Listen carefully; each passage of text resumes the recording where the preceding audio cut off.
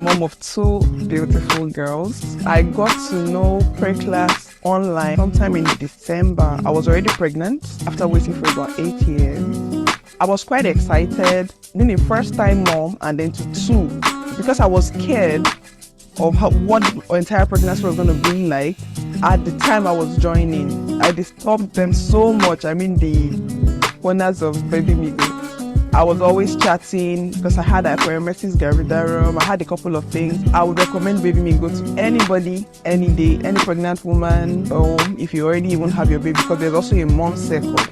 And every day, I feel blessed to be a part of the circle. I liked how the team really helped me through the journey, how I was able to learn every step of the way.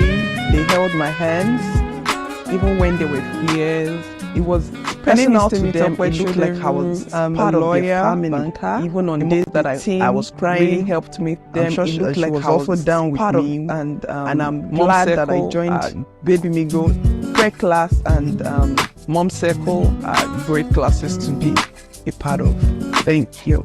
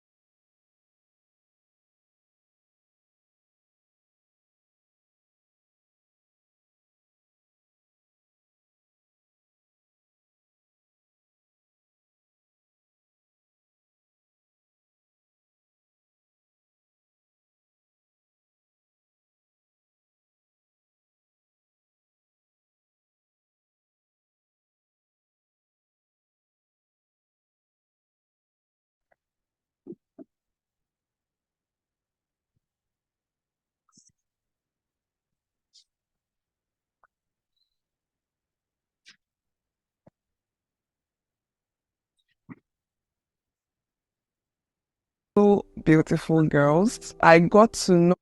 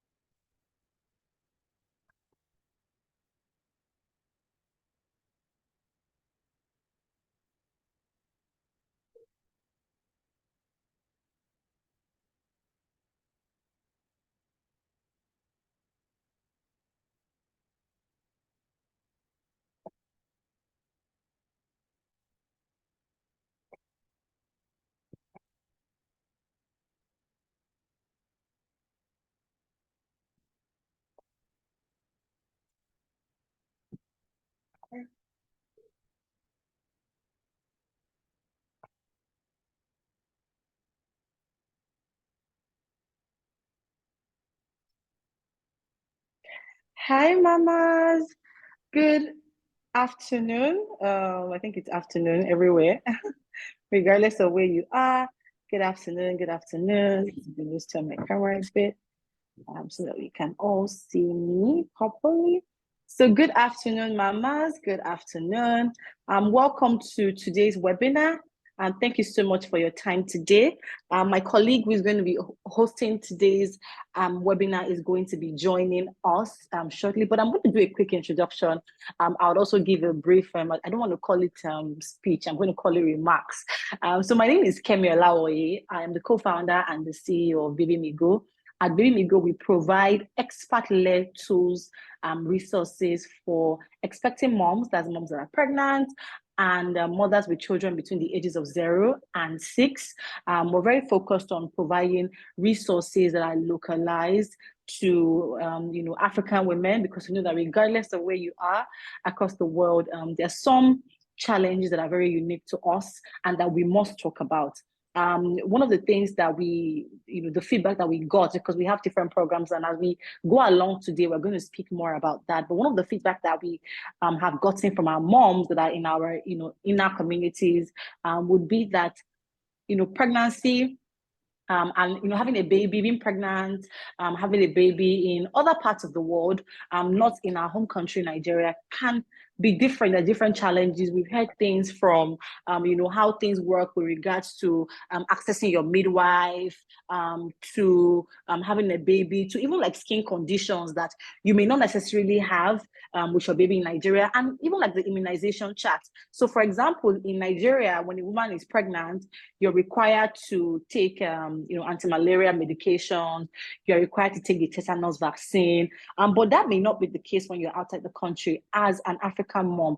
And we said, at Babymigo, we're very passionate about, motherhood and childcare. And we thought to ourselves, why not initiate a conversation with African moms in different countries? And why not initiate a conversation that can help moms to do better and be better?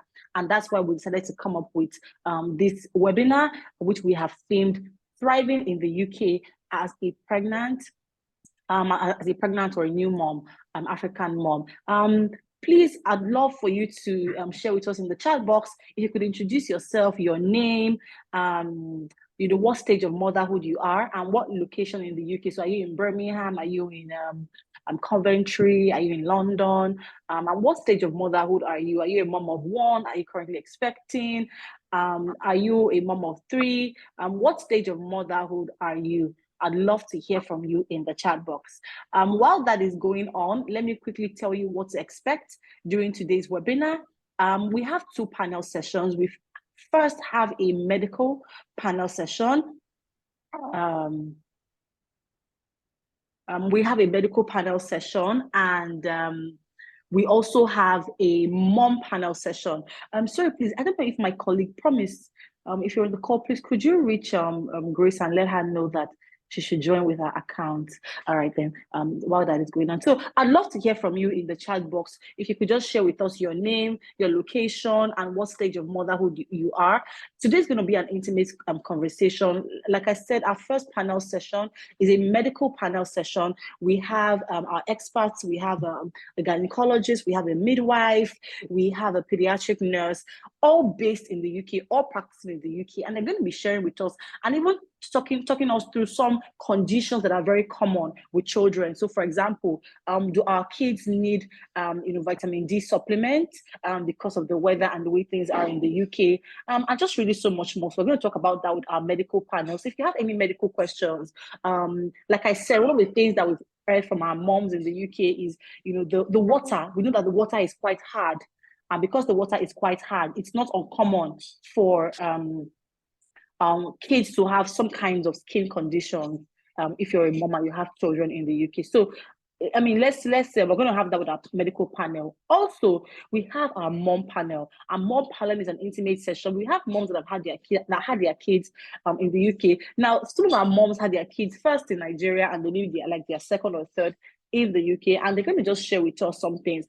Also, we know that UK is all about understanding tips and tricks and really knowing how things should be. So there are things, that information that you may have access to, that you may know and other mamas do not know, or information that our panelists have access to that they know and that you may not know. So we're going to be sharing with us some tips and tricks on how we can make our lives as moms easier. And so we're going to be having all of that in today's panel session. So let me quickly see. Okay, I can already see our mom panel.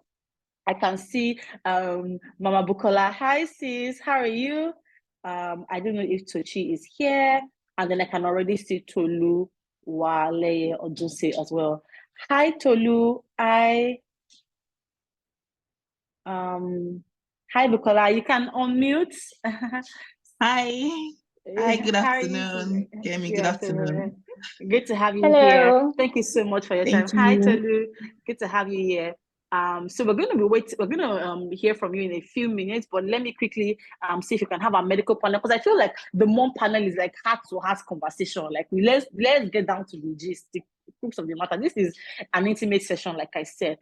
So very quickly, let me introduce our panel, our medical panel. Let me just see them here.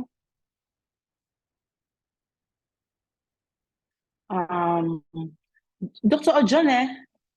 I don't know if Dr. Ojone.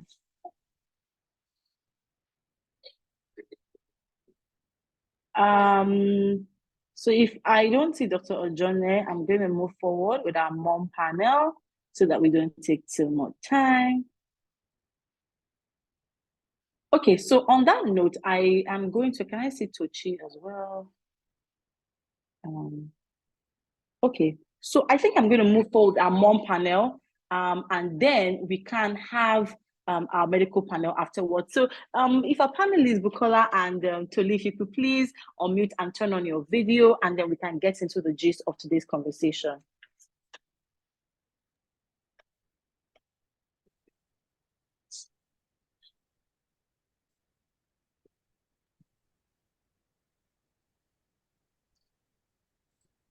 Okay. Hi. How's your day going? Fine, thank you. All right, then I don't know if you can see Tolu. Okay, all right, good afternoon. Okay, all right. So again, I've already said my name. My name is Kemi Olawoye, and we're kickstarting right away because we don't want to take too much of your time. We want this to be, we want this to be enjoyable. We want this to be exciting. I can already see a baby. When I see babies like this, my ovary will just be doing until I remember what pregnancy, the pregnancy shaggy. They are not here. My ovaries. You better tone it down. I'm not ready for this shaggy again now. Let me plan it well. All right. Okay. So we have Bukola. Bukola is a mom of 3 living in the UK, and she's a content creator.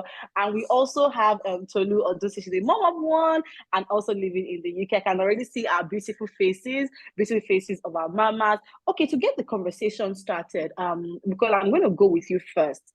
What are, for some moms that are currently on this call, they are currently expecting, or they've had maybe 1 or 2, they are planning to have another baby soon. What are some of the critical factors that they should consider when preparing for childbirth in the UK, especially for first-time moms that don't even have the Nigerian experience, and it's just like your first time, you're an immigrant, you're in UK, you don't know what to do?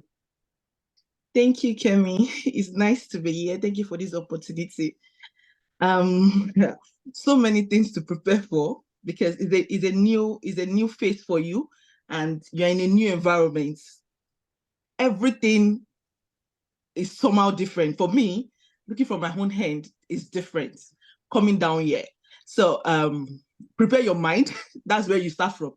Prepare your mind that I will be fine. Anything that happens, I will still be fine. So that's one of the things I would advise anyone to prepare for now. As a new mom especially, prepare your mind and tell yourself that I'll be strong for myself and for my kids. So in case what I didn't get the necessary support I think I would get, I will still be fine. So you need to tell that into yourself and tell your brain, so because your brain has to align with yourself that I would actually be fine. And another thing you should prepare for is like when we're in Nigeria, they used to give us list of what to buy and the things and write it. But yeah, they hardly do that, which I didn't see anything like that during my time. They just told us to get baby bath or just prepare where the baby will sleep. But the other things, so I've got a lot of mom come to my DM and Bukola, please give me list of what to get for baby item. And I just forward what I did in Nigeria. I just forwarded the same thing back to them, that this is what I used for mine. And many of them are like, I don't even know what to buy because they are new, especially new mom. They don't know what to buy. So prepare. You can get lists of Nigeria because some of them are somehow related. The little things that you might just add to add is maybe the things the midwife had to eat, which they don't really talk about it though. They don't really talk about what you should get in terms of the list we used to get in Nigeria. Then another thing is You can get the baby items. I know many people come to me and ask, so where do we get them? Unlike Nigeria, they know where to get them. So you can't buy them at once. Get that into your brain first. You can't get every moment, all the things at once. So you can start Not like buying Nigeria them. that you enter Balogun market. Hey, Eh, wahala. unlike Nigeria that you just enter by local market and get everything back down. But you know, sometimes it can be overwhelming if you think you want to get everything at once. Start getting them small. Even if it is paying, any small thing, just buy them small. Then you can shop in different places. Don't, except you are a rich, all of us are rich by God's grace, but try to get them in different places so that I can compare prices in terms of the price. Can get them. I got some in Asda, I got in Tesco, I got in Mamas and Papas, Mamas and Child or something. I got some in Lidl, I got some in Amazon, eBay. Those are the places you can get things. Boots, yes. I just get them differently and try to compare the price. Then I don't know, for me, my babies are always very big when they come out. So I don't buy anything 0 to 3 years. I don't go there because it's just a waste of money. I might buy 1 or 2, but they will overgrow it. Then another thing is that one of the things you should also prepare for is asking for help early. Look for people you can ask for help early from before the baby comes. Don't just make it a rush, because I've got a lot of people come to me, they just gave birth. That day, they're looking for who to bath for baby that same day. Everybody has a lot of things they are doing in this UK. This is not Nigeria that you just go and bring mama and go and bring anybody. Everybody's busy. So let's prepare ahead. Let there be a proper planning. Prepare ahead that, okay, this I've sorted the person that will get us, that will bath for the baby, or that will help us with the cleaning of the baby, that will help me with cleaning of my body and the like. I think those are the few points I can remember for now. I'll have All right, more. thank Can I you. just add something to that? Okay, please go ahead. Okay, in addition to what Bukola just said, I think one important thing that you have to prepare for, minus that list from Nigeria. That list from Nigeria is very, very important, to be honest. That was what I used to. But I think you also need to plan for respect to financially for a car seat, because without a car seat, they will not let you leave the hospital with your baby. Once you give birth to a baby here, someone used to tell me that it is their baby. They take it as it's their baby. So like they want to be sure that you are safe. That the baby is safe and all that. Also, I think that if your partner, that's your husband, is here, I would say that it's very important that you both attend sessions together, attend your midwife sessions, going to see the doctor together, because they actually look out for these things. They actually watch these things. They want to be sure that, okay, you are living in a safe environment with your partner. They want to be sure that he's not maltreating you. And when you attend too, trust me, they watch body languages. They look out for, I don't know, the way you guys relate, the way he's probably treating you and all that. They want to be sure that you have someone supportive and that, okay, your mental health is fine while you're pregnant and after you've had your baby. So as much as possible, I know that it could be hard because we are in a foreign country, we're trying to like make ends meet and all that, but as much as possible, try to go with your partner. But if you cannot, then maybe have a good reason or go with somebody so that it's not just you alone, and then they don't feel like, okay, you're all alone and all. And then they would also ask you questions. They will also ask you sometimes inciting questions. They will probably say, are you fine? Is everything okay with you at home? Is your partner treating you right? And all that. So be careful what you say, be careful how you respond and all that. Yeah, just wanted to add that. Absolutely, that was really, really, really very insightful. I can see that we have some of our medical panelists here. We're going to be done with the mom panel, so I'm going to move to that. I can already see Bola Akano, thank you so much for joining us. We're going to get to that medical panel session so that we can also hear from our doctors and our nurses on how to navigate things and make our lives easier. With our mom panel session, we're also going to get to how to, I'll use the word enjoy motherhood, because we know that motherhood can be very overwhelming. But before I get to that, I want to ask Tolu a question. I know that Tochi is also here. Tochi, I don't know if you could please turn on your video and just let me know that you're here so that I can ask you my next question. Okay, I can already see Tochi. Hi, Tochi. Hope you're well. All right. Tolu, let me ask you my next question, and I'm going to move to Tochi.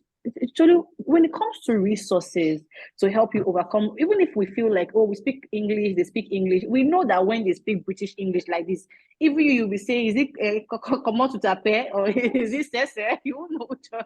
So what are the resources and what do you think has helped you to overcome cultural barriers? Because whether we like it or not, the African culture is different from the British culture. What are some of the things that have helped you to overcome this cultural and language barrier when it comes to maternity care, pediatric care, even something as simple as when you take your baby for his pediatric visit? What has helped you? What resources has helped you? Okay, so well, it wasn't so difficult for me.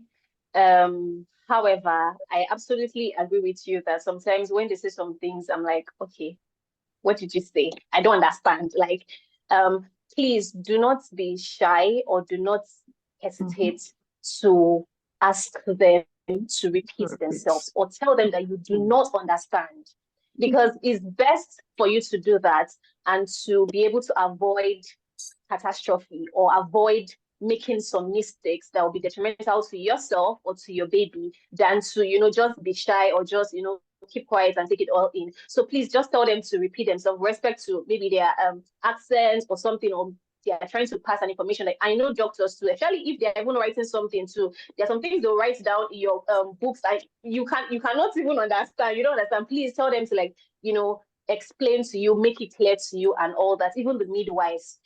Also, if you go with someone, you can also tell the person to just try to be attentive, because what I do is that when I was pregnant, to be honest, it was like my brain was not working very well. So it's to say, please, I might not understand what the doctor is saying, but please just try to pay attention so that whatever I don't understand, you can understand or you can explain. And then whatever I might forget, you can actually remind me.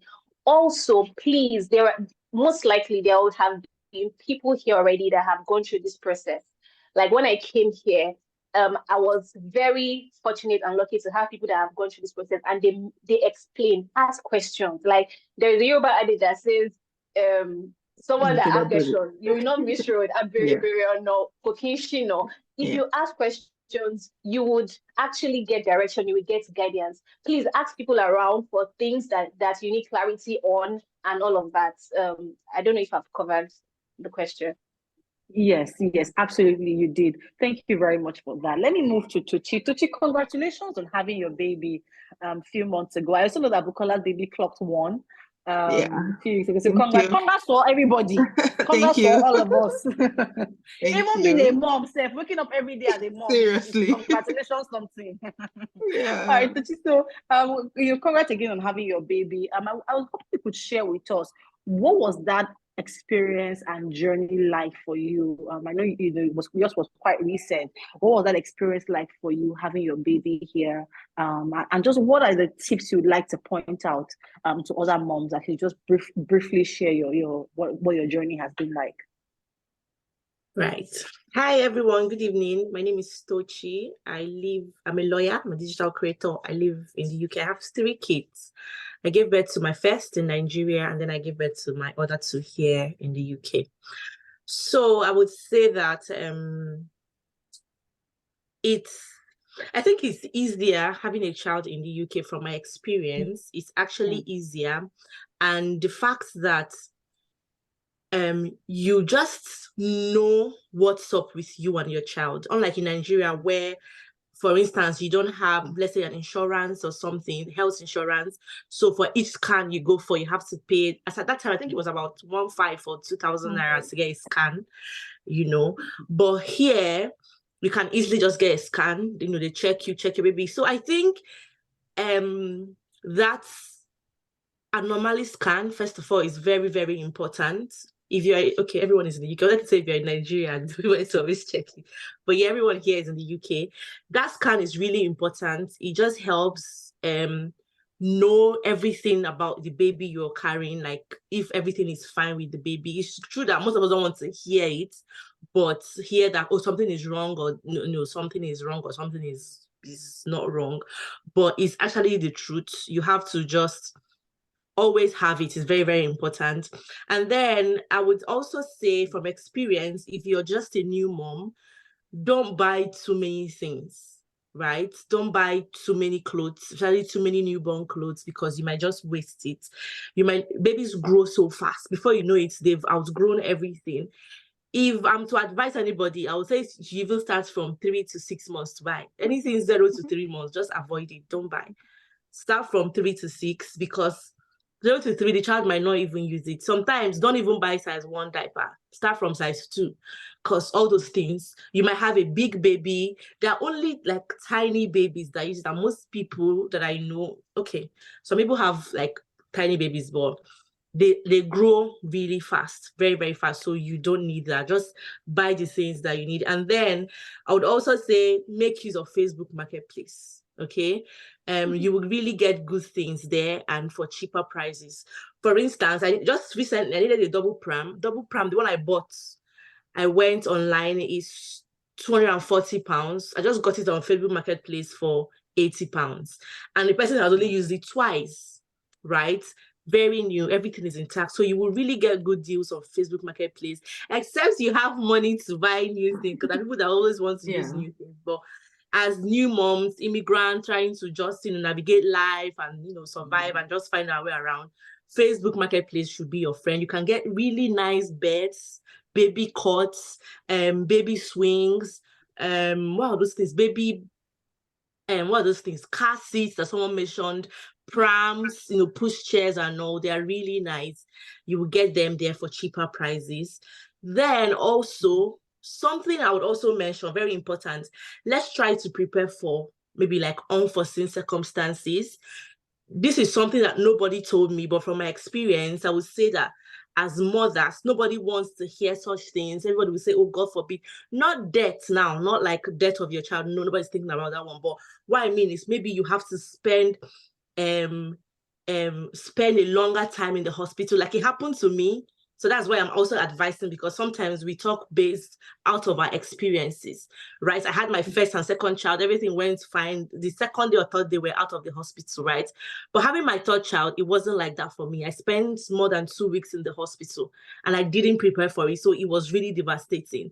So that's why I would say, just prepare your mind just in case, because at the end of the day, it's for the good of the child. If everything is fine with your child, nobody will keep that child in the hospital. So they're keeping that child because they want the best and they want him or her to get well. So just prepare yourself mentally, physically, emotionally to stay in the hospital a bit more than, you would say. Just put all those things. Once you're pregnant, just think about all those things so that when it comes, it wouldn't come as a shock to you. Okay. And then what else? And then I was also say, just make sure you always pray for your child. When I posted this video, I don't know if I'm allowed to say this, but when I made a post on these, on my channels, on my platform, somebody made a statement and I said I was going to share it here with moms. And I also want to hear what you guys think about it. I know that medical personnel is here, and I also really want to hear what you guys think about it, honestly. Somebody dropped a comment and said, oh, African moms, please be careful that there's something he or she have noticed, that there's always like a special need child in most African homes. They term them special needs, that he has noticed it is recurring in African and Black home of Blacks and everything, that a child, a family, you just see a child who is not talking or who is just acting abnormal, and they will term the child special need, or maybe I don't know. But the person dropped the comment and said, try to have African midwives when you're giving birth. Note the injections and medicines you take when you're pregnant. I don't know if you guys have seen that trend, but I just said I'm going to share here. I don't know if it's something that we also our medical personnel here will talk about it. Yeah, if it's something that we all need to look into.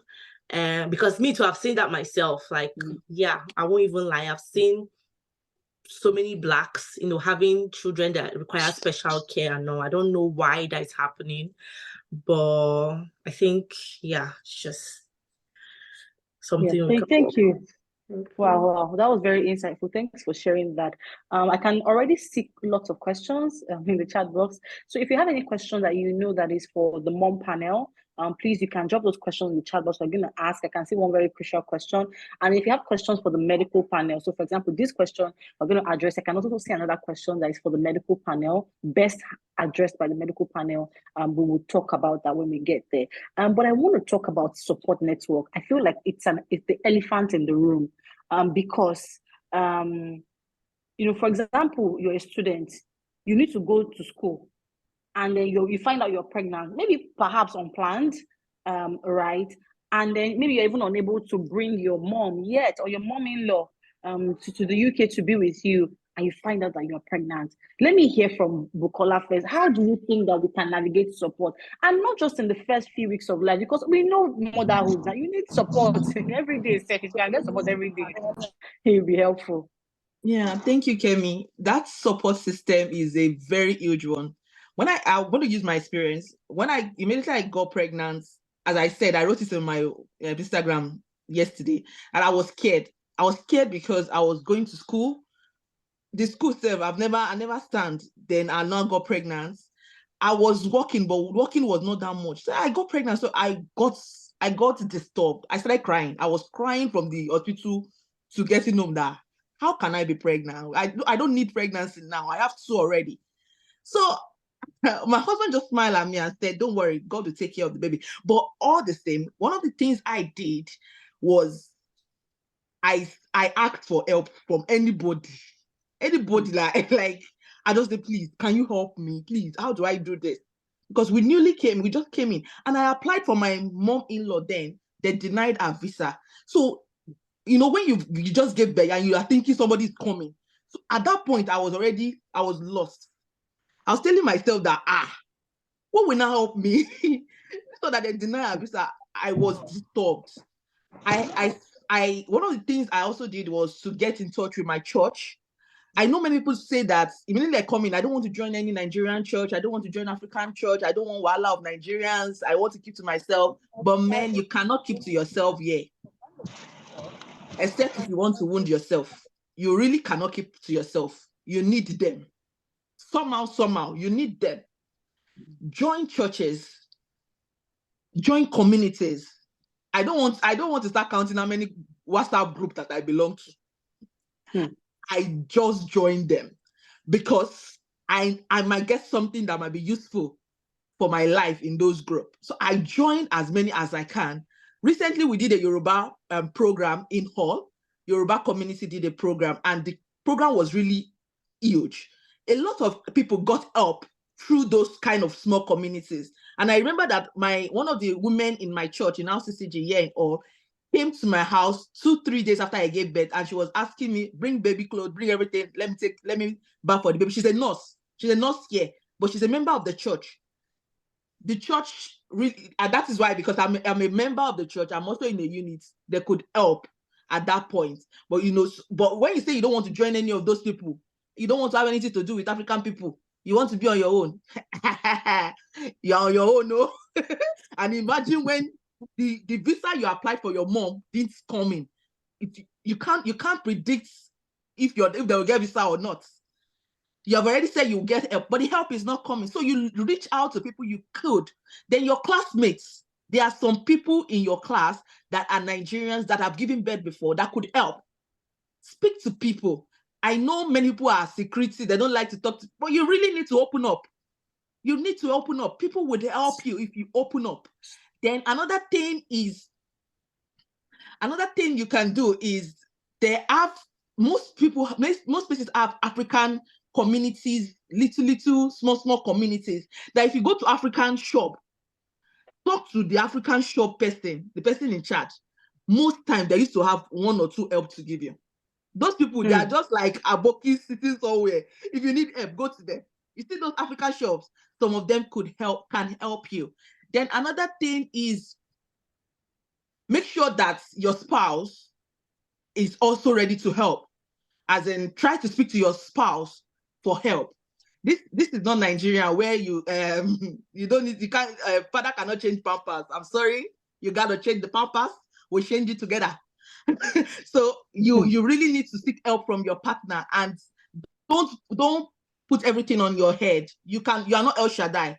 Like us I have 3 boys, and sometimes one will be shouting, the other one is making noise. I was like, don't worry, let them shout. It's normal. I'm used to it. Let them keep shouting. Because I'm attending to something else. I cannot leave that one and do this one, because you will just faint. So calm yourself down. Do the one you can do. Don't overwound yourself. But all the same, let everything be in moderation. Thank you. All right, thank you. Let me ask Tuti my next question. How have you been able to adapt and to navigate postnatal care? So we know that in the first year of life, and even generally with babies, they usually need a bit more hospital visits than adults. They would have catarrh, have cold, have rashes, have this, have that. So have you been able to navigate? Sorry, there's a bit in the background. Okay. Please, have you been able to navigate postnatal care, vaccinations, taking your child to the pediatric visits, and all that kind of stuff? Have you been able to do that, Tuchi? Right. Sorry, can I just add something to what she said? I wanted to add something. Yes, please, go ahead.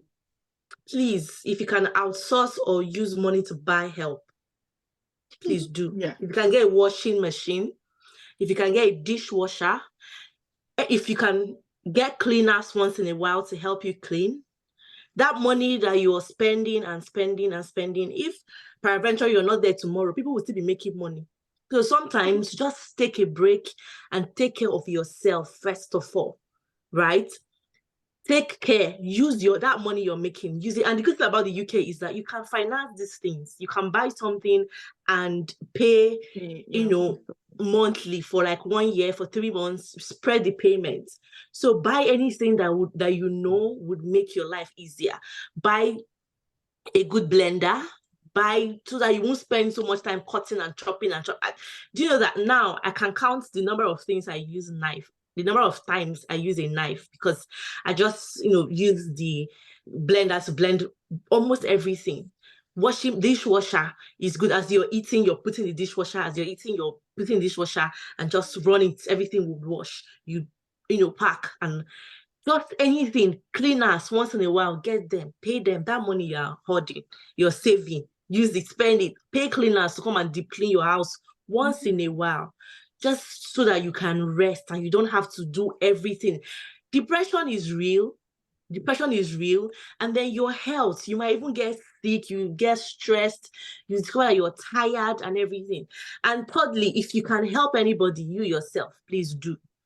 I have learned it that now, as an African woman in the UK, if I know anybody that gives birth, you see food, if you can cook stew or soup and go to that person will pray for you, because you do know the help that you have helped that person. I got this help, and that's why I'm talking about it. Like people that I did not even expect.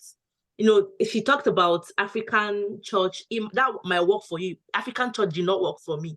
It's even an English church I attend that works for me. So that one, I have a different opinion, but just anything that works for you. For my second church I had in the UK, I was an African church, and I didn't really get much help from them. But for my second, I'm now in an English church, and the help I got, oh my God, after I gave birth to this, my last baby, right? Like, I did not cook for more than 3 months or 2 months after having my child, because people every week, they made it a duty that every week somebody will bring something. What do you need? What do you want? Just say. They can even go to shop for you, bring a cook. Like people I didn't even know. There are people that I've greeted maybe twice or once, and they'll ask me, "Are you at home? I'm coming to see you." They'll bring food. And I was like, wow. So I learned that any woman that gives birth, I think Yorubas do that a lot, right? Like they really use food to go to people that have babies. Yeah. So I've learned that from them. I would now, if I know anybody that gives birth, and the person, even if the person is not my friend, and I will do that, because I know that food will go in, especially stew. The person can just be cooking rice or whatever, and just it will last a longer time for the person. And like she said, please ask. ask, just ask. If you need anything, don't be shy. Ask for help so that you will not, this place is somehow, living abroad alone is hard work. So if you can ask for help from anybody at all, please do. Okay. Now, Sorry, to answer your can I just, question, before you go to the next question, Tochi, when she mentioned depression, when she mentioned the country being hard, and you asking for help, I would just like to mention too that after you give birth, it's going to get really hard. And you also have to think of yourself.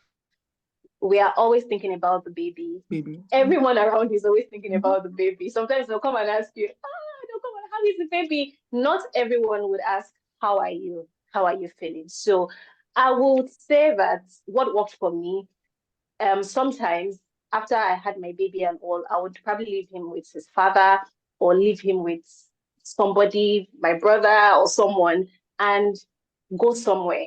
I think you also need to think about your mental health, your physical health. Please think about yourself. You can get lost in everything. You can get lost in the process. Please, it can mess with you.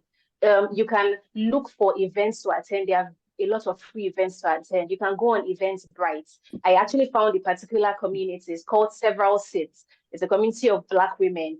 They have very consistent Saturday meetings. I don't know if it's every Saturday or every once in a month, where they have like coffee. So basically Black men come together, they discuss about, they have mental health sessions, they discuss about different things and all of that. And funny enough, recently I actually had because I joined them and I started following them on Instagram, they advertised a particular program which was Mind Underwater program, where you would apply if you want to learn how to swim as a mother. And I applied and I was selected. And for 8 weeks, they taught us for free how to swim, for free, you guys. For 8 weeks, we just completed it. Of course, I'm not a champion in swimming yet, but it helped. Every Saturday, I know I'm looking forward to going to learn how to swim, which is actually a life skill. So I'm just saying, I actually joined first with, okay, I just want to get out of the house once in a while to go and, just ease, it could not be, it might just be something else. It might be maybe seeing movies. You might not be an outgoing person. But my point is, please think about yourself. It's very easy to forget about yourself. But please, this country is already very hard. Don't forget yourself. Don't lose yourself in the process. All right. Thank you so much. Hey, I'm just seeing fine babies everywhere. Mama Agnes, look at your cute baby. Oh my goodness. So cute. Okay, Tochi, you wanted to answer. yeah. So what was the question again? Navigating Yes, appointments how and you've been able to school. navigate, yes, postnatal, yes. Oh yeah, postnatal care. That one is something we don't talk about enough. We just talk about pregnancy, but postnatal is even harder. Okay, because now you're with that baby, you're going through a lot, you're trying to heal. Like in my case, my baby was in the hospital. We didn't go. I even got discharged. He was still at the hospital. They moved us to a children's center, children's hospital, and everything. So it was hard. And I just had a CS. So imagine going from where I am to Liverpool, and I hadn't healed, nothing. My baby was there and just traveling up and down. But it was hard. Then finally we got discharged and got home. And then having 2 other kids and dealing with a baby.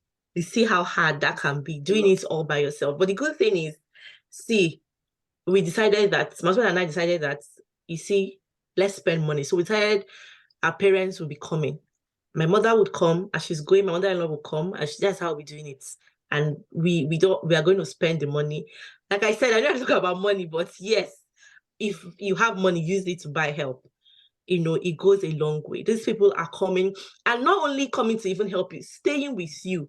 If you have the presence of somebody else in your house, it takes away that lonely feeling. You will not have the chance to go into depression because there's somebody that is there to watch out for you, to look out for you, and for you to talk to.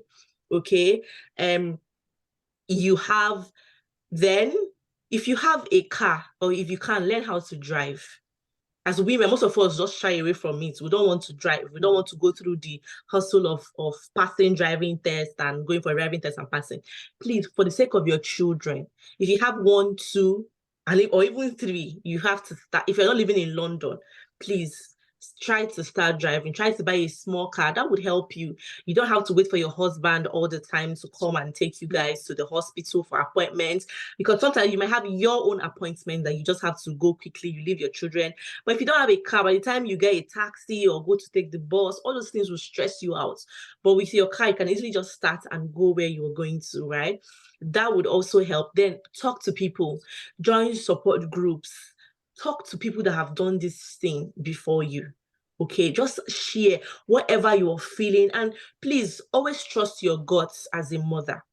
If you have any feeling at all, you think something is wrong with your baby is not meeting his or her milestones or whatever, just make sure you speak out. Don't just keep it to yourself and say, oh, people say, or I'm overdoing. You're not overdoing anything. You're that baby's mother, right?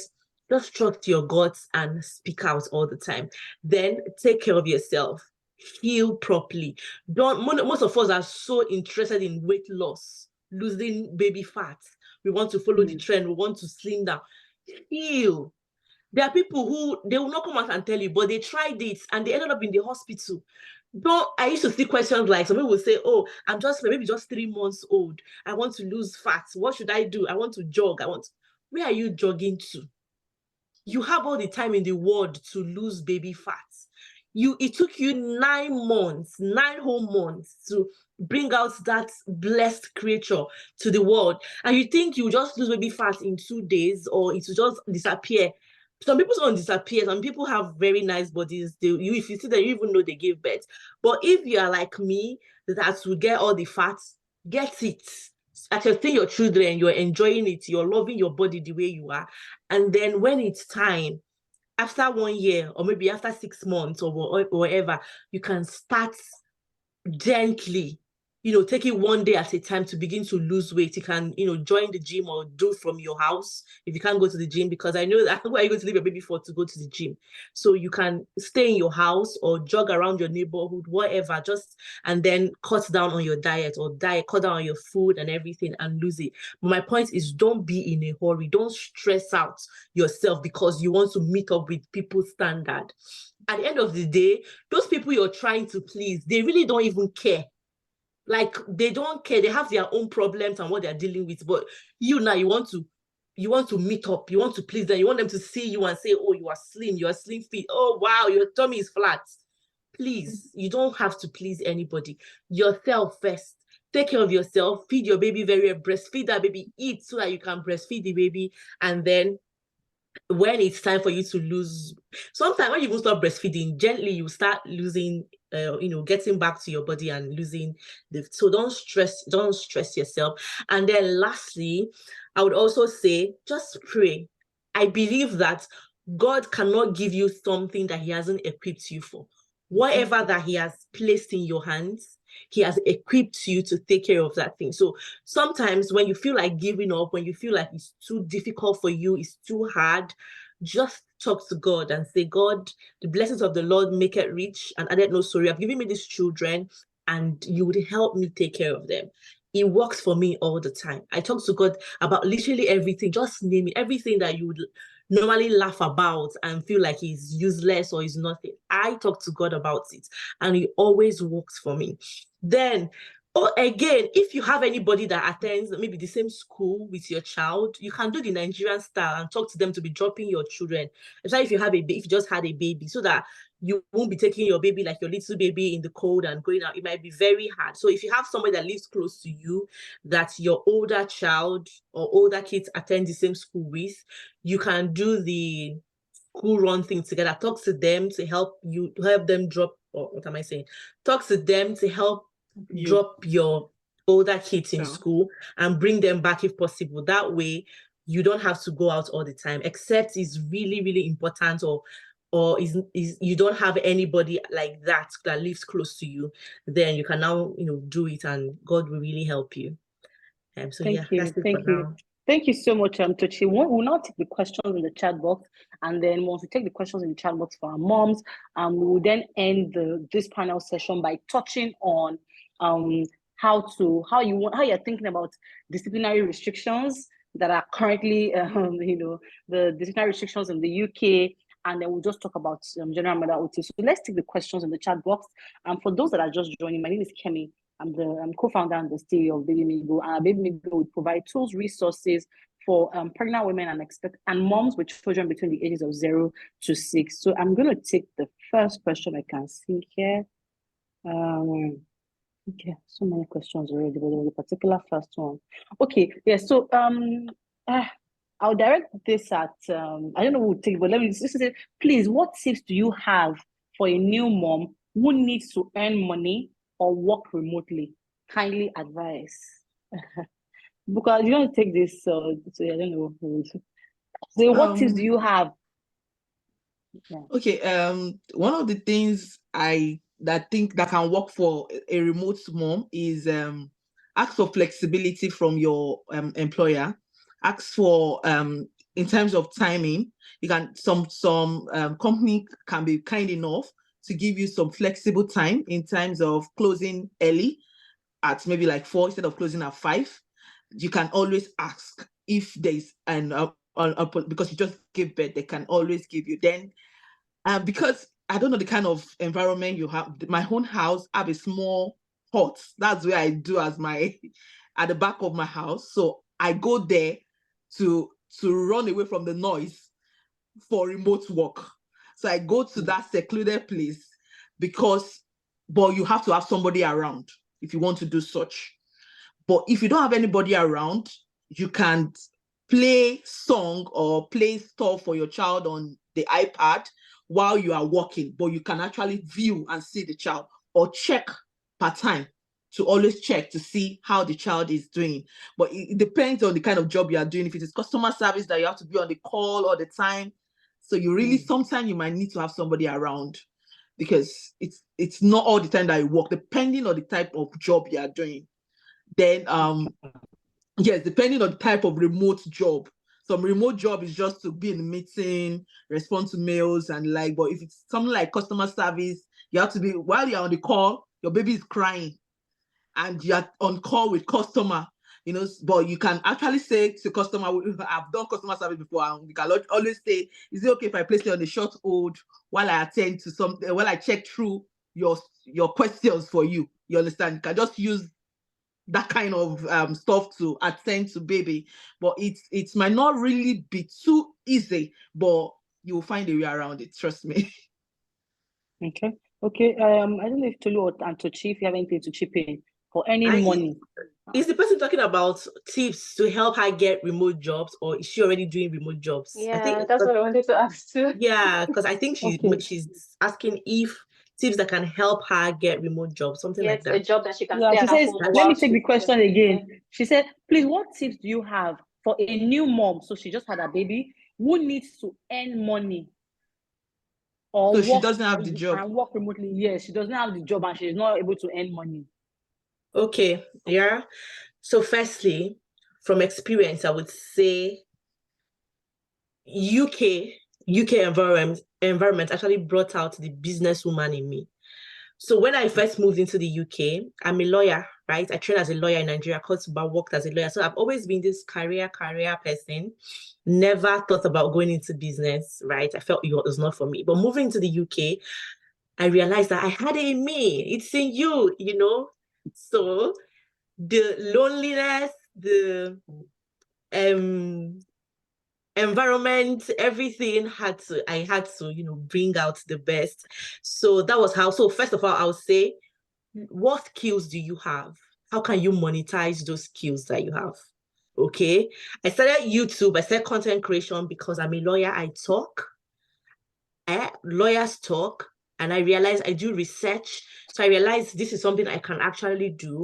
And that was one of the reasons why I went into it, just so that I won't be idle. And today, I'm not doing badly. I'm so glad and proud that I took that step. So can you write? Can you edit? What can you do? What skills? Do you teach music? Do you teach any instrument? Do you sing? Do you dance? What skill can you monetize? You should ask yourself that question, then you can take it off from there and you would make good money from it if you make use of the opportunity.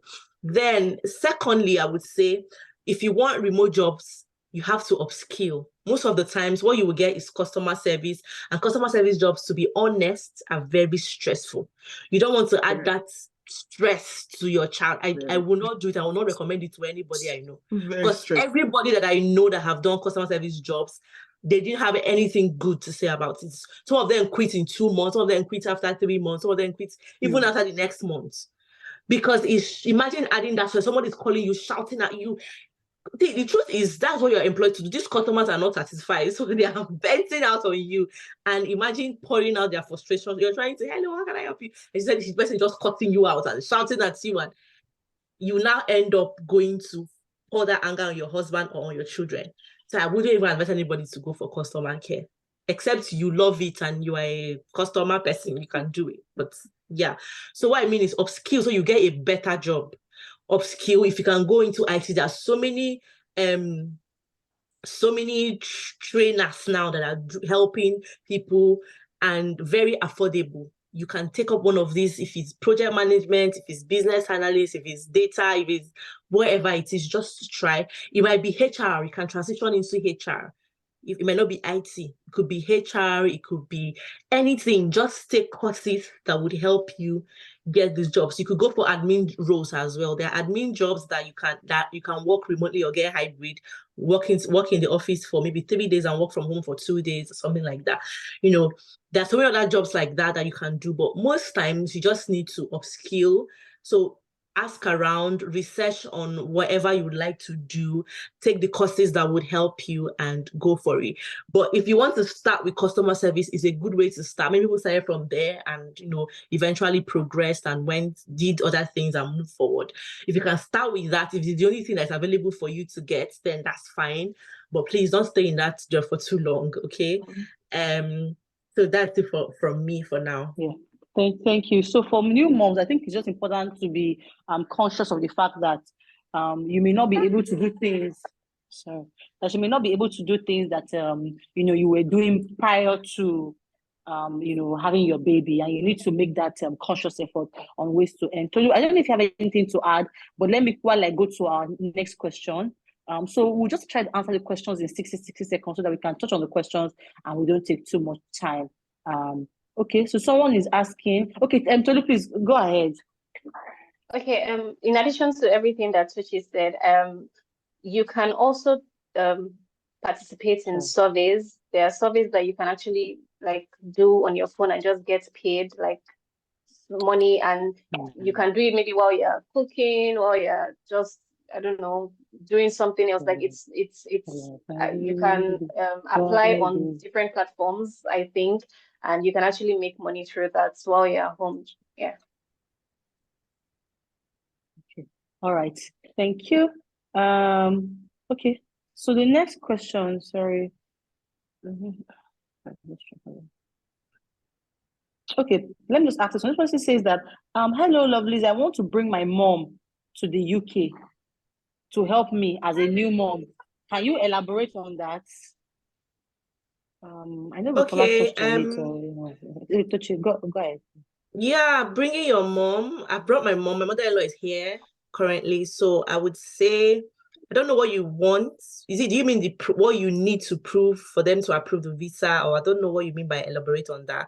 But if that's what you mean, then just make sure you show enough ties, that she has enough ties to Nigeria if you're from Nigeria.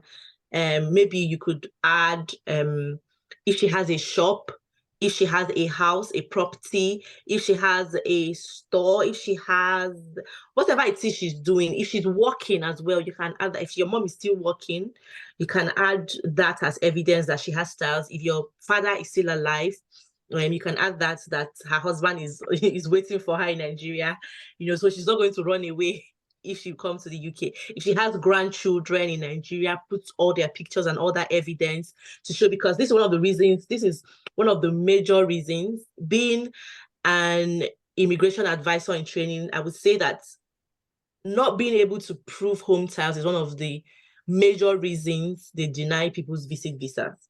So if you're able to prove that, and then show that, I don't know if you're going to sponsor her or if she's sponsoring herself. If you're sponsoring her, then you have to show maintenance, proof of maintenance. So you have to show your account statement, your pay slips, where she's going to stay, like proof of your accommodation, either if it's your house, if you have a mortgage, then your house property. If not, then your what's it called, house, whatever, rent documents. I can't remember the name right now, but yeah, you know what I mean, right? Show all those things that you're taking care of her. Then if there's any money in her account, maybe you send her money monthly, once in a while, you can also show her own account statement, because you need it just to show that she gets money in Nigeria once in a while. So if she's still earning salary, that's fine. You can show her proof. You can show her account statement. That helps. I think those are the basic things. Then your supporting document, your letter, any letter you're going to write to support your application. So in that letter, you now have to state exactly why you want her to come. So if you just had a baby, you state in that letter that, oh, your mom is coming to see her grandchild. Please don't write that she's coming to help you. Please don't make that mistake. Don't say, oh, my mom is coming to help me. No, just say she's coming to see your baby. She just had a baby and you want your mom to come and see her grandchild. And you also want to see your mom because it's been a while you saw her. That you want her to visit these places when she comes. Just mention some interesting and exciting places in your city or even in London or anywhere, that and you want her to come and see your other children and everybody's happy to have her. You're going to be taking care of her.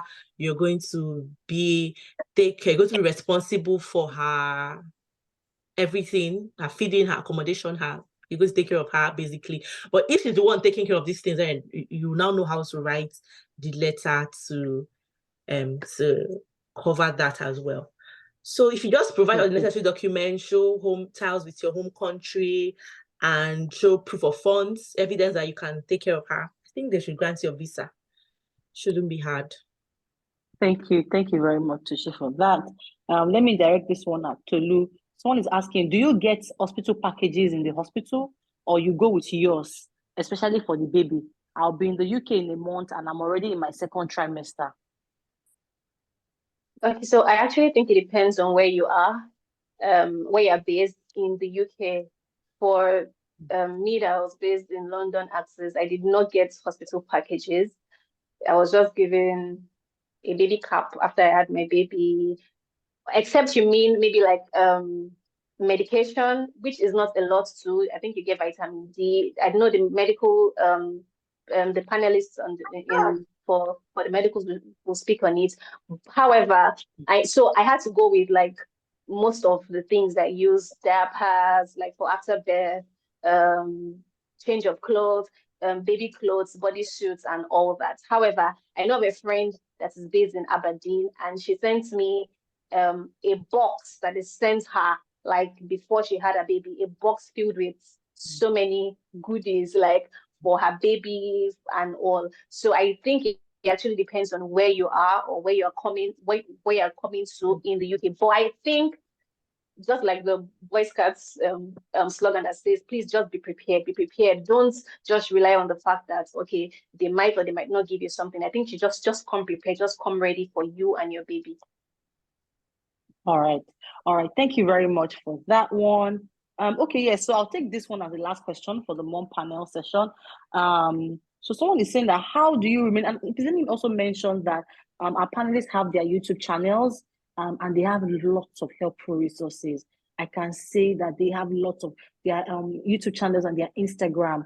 I've watched Bukola's videos, I've watched Tochi's videos, I've interacted with Tolu's content and helpful. So we may not be able to discuss everything here today, but you can also make sure that you feast on their content for you to learn so much more. I know Tochi shared full details of how she had her baby on her channel. Promise, could you please share a link to her channel? Bukola also shared her experience in general, having her baby and all of that. And Tolu has been sharing so much and carrying us along on her motherhood journey, and I know that you benefit from that. So we're going to have the link to everyone's channel so that you can, learn from that, even after the session. So let's take one final question from the audience, and then we can take the question that we have here. Okay, so someone is asking how you stay productive at work while pregnant. I don't know who would like to take that question. Okay, should I take? Yeah. Okay. Sorry, go ahead, Bukola. Okay. How I stayed productive at some point, I was not productive because sometimes when you get reports, like when I was pregnant, I had gestation diabetes. So anytime I go to the kid toilet and I check my sugar level, if it is high, it affects me already, and I'll start thinking, what's happening? What's happening? It affected me at some point, but one of the things my husband would just say, babe, calm down. This thing is not going to be for life. This is just for some time, because I had to be sending reports to my midwife 3 times daily, morning twice, afternoon twice, night twice. So that's 6 times every day. I took myself every day. So it was getting to me. But as I told myself, this is not going to be every day. It's not going to be for life. I'm going to be fine. Then I also try to remain sane for my sake. Sometimes you have to be selfish for you. I know with the situation of everything around, it might get to you, but you have to be selfish for yourself and remember me. Take care of me, myself. Then we've already said that before. Ask for help even during pregnancy, because I was also I was doing my MSc, and I was doing 20 hours work part-time in some places. Then I think during that 20 hours time, I didn't overwork myself too, because some of the places I work, I did care at some point, and most of them later saw that I'm pregnant, and they didn't delegate some big roles to me, some roles that can over stress me. They don't delegate, because I actually told them later that I'm pregnant, so they didn't delegate a lot of hard roles to me. So I just do the little ones, and I don't pick a long shift. I just try to do like 8 hours or 6 hours, go back home, rest. This was getting to the end of the pregnancy though, because I work at the end of the pregnancy very well. So talk to your boss. Some of them might be very nice to delegate lower jobs that will not overstress you. Thank you. All right. Tutu, do you want to add anything to that? I would say one thing that helped me, that is a tip I can share, is your leave, your annual leave. If you can, during your pregnancy, just leave it. Let it pile up till you're about to go, so that you can just take care. So if you're supposed to stop work in let's say August, for instance, you can take your annual leave for July, for the whole of July, and stop work in June. So July would help you're off work, and that's just your annual leave, not even your maternity leave. And then from there you can go on. And secondly, make sure you talk to somebody. If you can go to the toilet sometimes, just go there, rest, catch your breath, and tell yourself you're going to be fine. And then once you're done, nobody would criticize a pregnant woman for going to the toilet. Pregnant women go to the toilet always. So no sane person would want to complain that a pregnant woman is going to the toilet. So just go there. If you're tired, stand up from your desk. If you're doing support work or care work or whatever, just leave everybody sometimes and just go to the toilet and hide and just rest and catch your breath. If you need to cry, if you need to, whatever you need to do, just sit down there. Once you know you are okay, then you can come out and continue the work. If you're tired, sit down. Sometimes just sit down and tell them I'm pregnant. Use that pregnancy to your advantage. See, my waist, I can't even stand up. Oh, my back. Oh, just do it for a while and then go back to work. It's not easy to be pregnant. It's a lot of work. Most of us don't come out to say it, because some people will tell you, are you the first to be pregnant? Is pregnancy sickness? Is this one? Don't listen to those kind of people. There's anybody around you that's telling you, are you sick? Is this sickness? Don't listen. Tell them, yes, I'm the first to be pregnant in my family. This is my first time being pregnant. Or I'm carrying a new child. This is my first. So don't listen to anybody. just think of yourself first, catch your breath, rest, don't stress yourself. If you have tasks to deliver, do it to the best of your ability, best of your knowledge, and deliver to your boss, your manager, your senior colleague or whatever. And then once you're done, you go back home and rest. Thank you.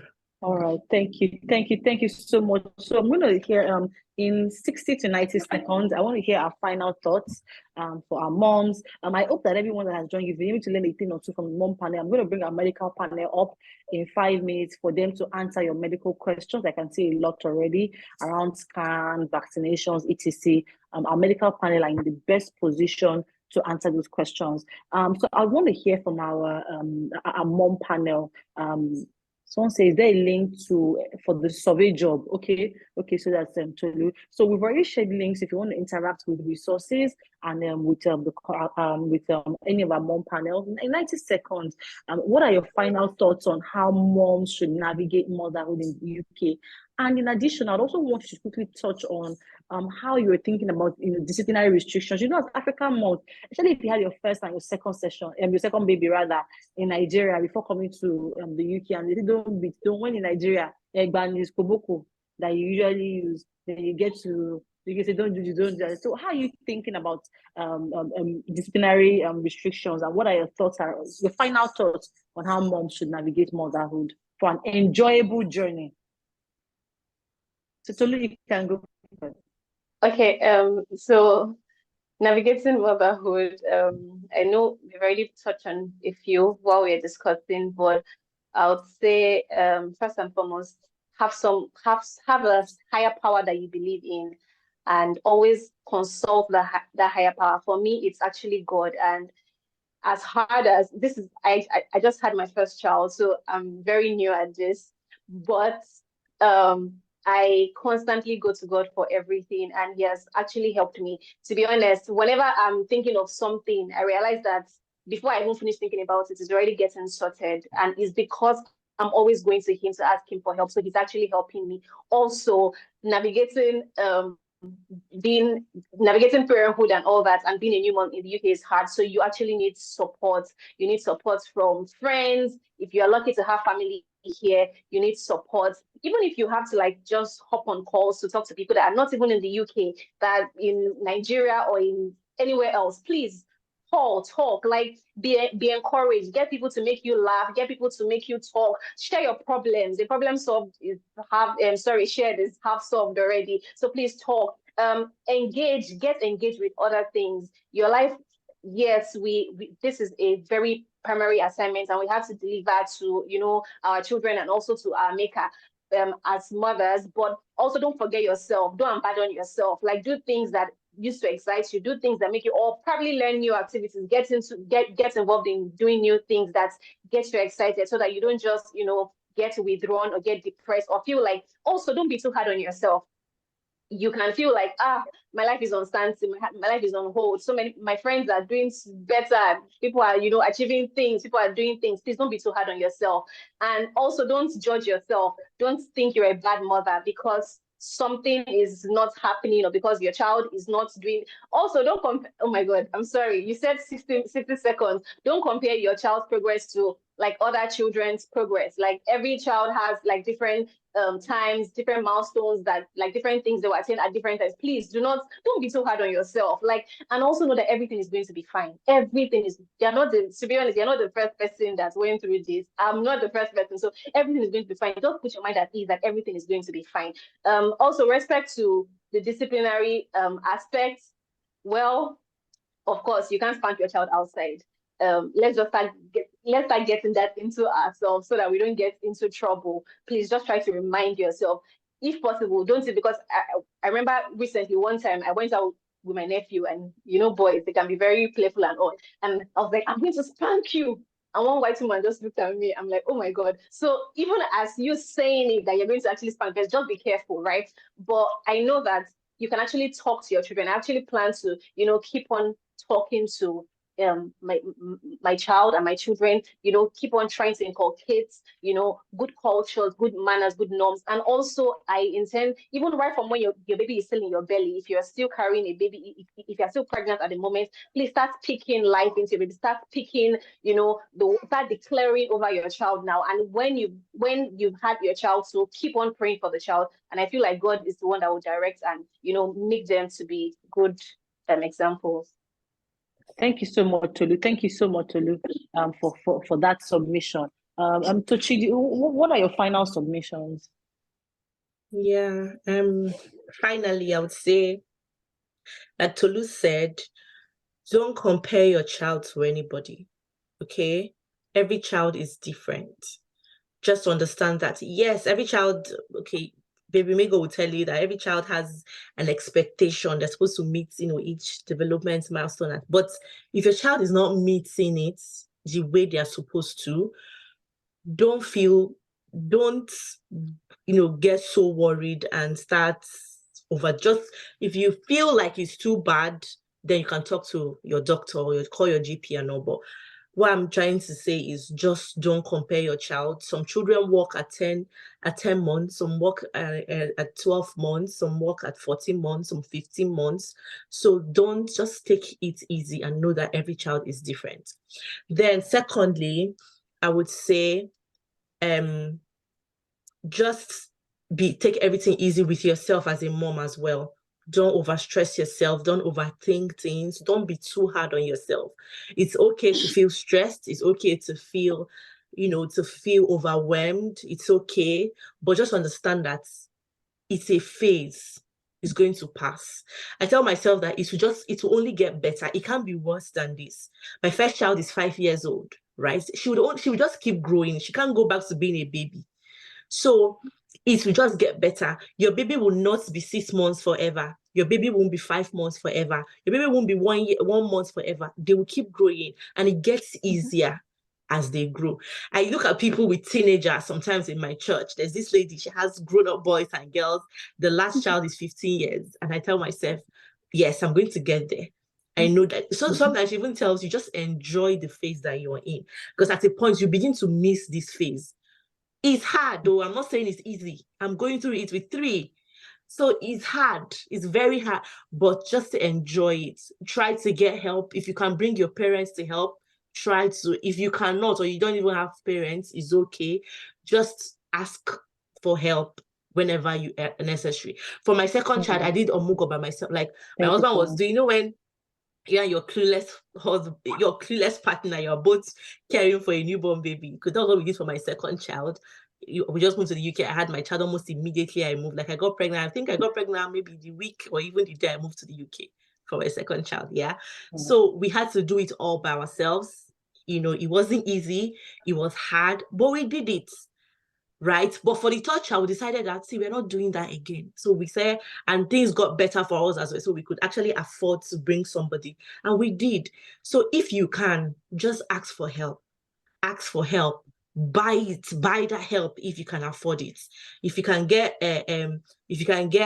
what's it called? Finance. Get it and pay over a period of time. That would help you. As for discipline, just keep talking to your children. If you can go to put them in a Catholic schools, I think Catholic schools actually help as well with all the things going on. If you can, apply on time and go for it. It helps. Okay. Talk to your kids. Just keep talking to them. Keep praying for them. Let them understand the kind of people they are, where they are coming from. Let them have that discipline, that right knowledge of God and what God expects of us as Christians and all of that. And it will stick in them. And just talk. Like, there was a day my daughter came, she was talking about something, and then she said, Coach, she called me by my name. And somebody was in my house, right? At that point, that African mother in me, the first thing will be to carry her up and slap her and throw her away. And how dare you call me by my name, But at that point, I didn't even say anything. I was just calm. I told her, see. And she told me the reason why. She said, you're a human being and you have a name. Everybody has a name. She was even explaining herself why. I told her, see, yes, I have a name. That's my name. That's what people call me. But we are from Africa. And as Africans, as Nigerians, we don't call elders by their names. I try to just explain it to her and talk to her, right? She will see these things in school. Her friends call their parents by their names. She will see it. She's schooling with them. She's interacting with them and everything. They would meet all these things, but it's now left for you when they come back home to teach them the right things, what is expected of them. Let them know where they are from. Let them know what they are supposed to do, what is right and what is wrong. I feel like sometimes communication even works better than spanking and shouting and, just talk to them. And that doesn't mean that if you need to spank inside your house, you shouldn't do it. Just do it. After spanking them, you bring them with, how they say that thing, you spank the child with the right hand and bring the child closer with the left hand, something like that. Just know when to do it and don't overdo it. Make sure you don't leave a mark on their bodies. Make sure you don't overdo it, just so that you don't get into trouble. Yeah. Thank you so much. Thank you very much, Tuchi, for that final submission. Let's now hear from Bukola. What are your final submissions for this final session? Okay, one of the things I would just tell us is try to speak your language to your children. Encourage them to know the culture. Encourage them to eat your food, the Nigerian food. Encourage them to speak the language. Because in some circumstances, some issues can happen and you really need to just speak that language to them at that point to help in that situation. Of recent, I just started a journey with my son of speaking Yoruba to him, and he has been catching up little by little. Then don't be too hard on yourself. They've said it already. I don't really want to dwell much on that. But in terms of that discipline, let God be your first point to talk to. Then talk to the child. But God, just put them in charge of God. That God, oh, I don't keep this child for your hand, because they will see so many things when they're out. You can only do your own in the house, but they will see so many things outside where your eyes cannot get to. The only person that can get there is God. Thank you. Thank you. On that note, I'd like to thank Tuchi. And someone asked for Tuchi's Instagram. I guess it's going to be in the chat box already. We've shared all the links to all the channels in the chat box, so please connect with them. Thank you, Bukola. Thank you, Tuchi. And thank you, Tolu, for your submissions. The tips that you shared were very, very resourceful. So we'll now move to the second panel session. I think I can see someone's hand raised. Okay. All right. So I'm going to take, yes, you get the recording. Okay, someone's asking for the recording. Yeah, you get the recording via email. So do we have let me introduce the second panel session. We have Dr. Ojone Ila. She's a medical doctor.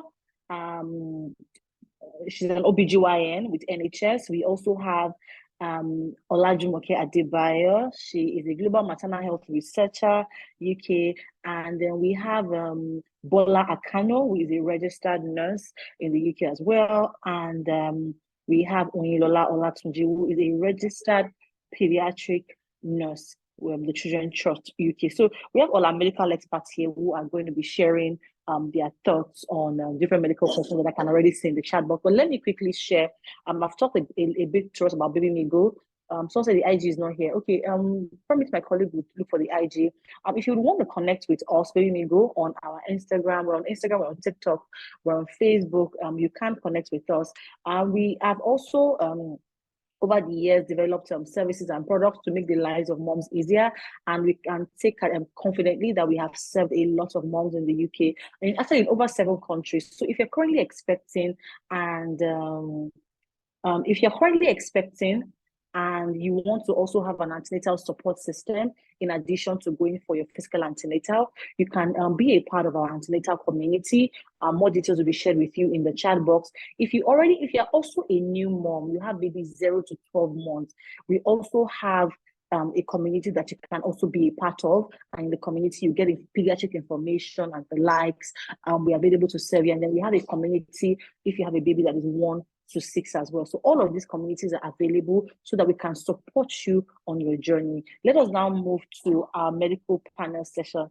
Hi, Dr. Ojone. How are you doing today? Hi, everyone. Good afternoon/evening. Lovely to see you all, and lovely to thank you for having me on the panel today. All right, amazing. So I'm going to get my first question at you, and then I'm going to speak with our other experts that are currently here. A lot of moms have asked,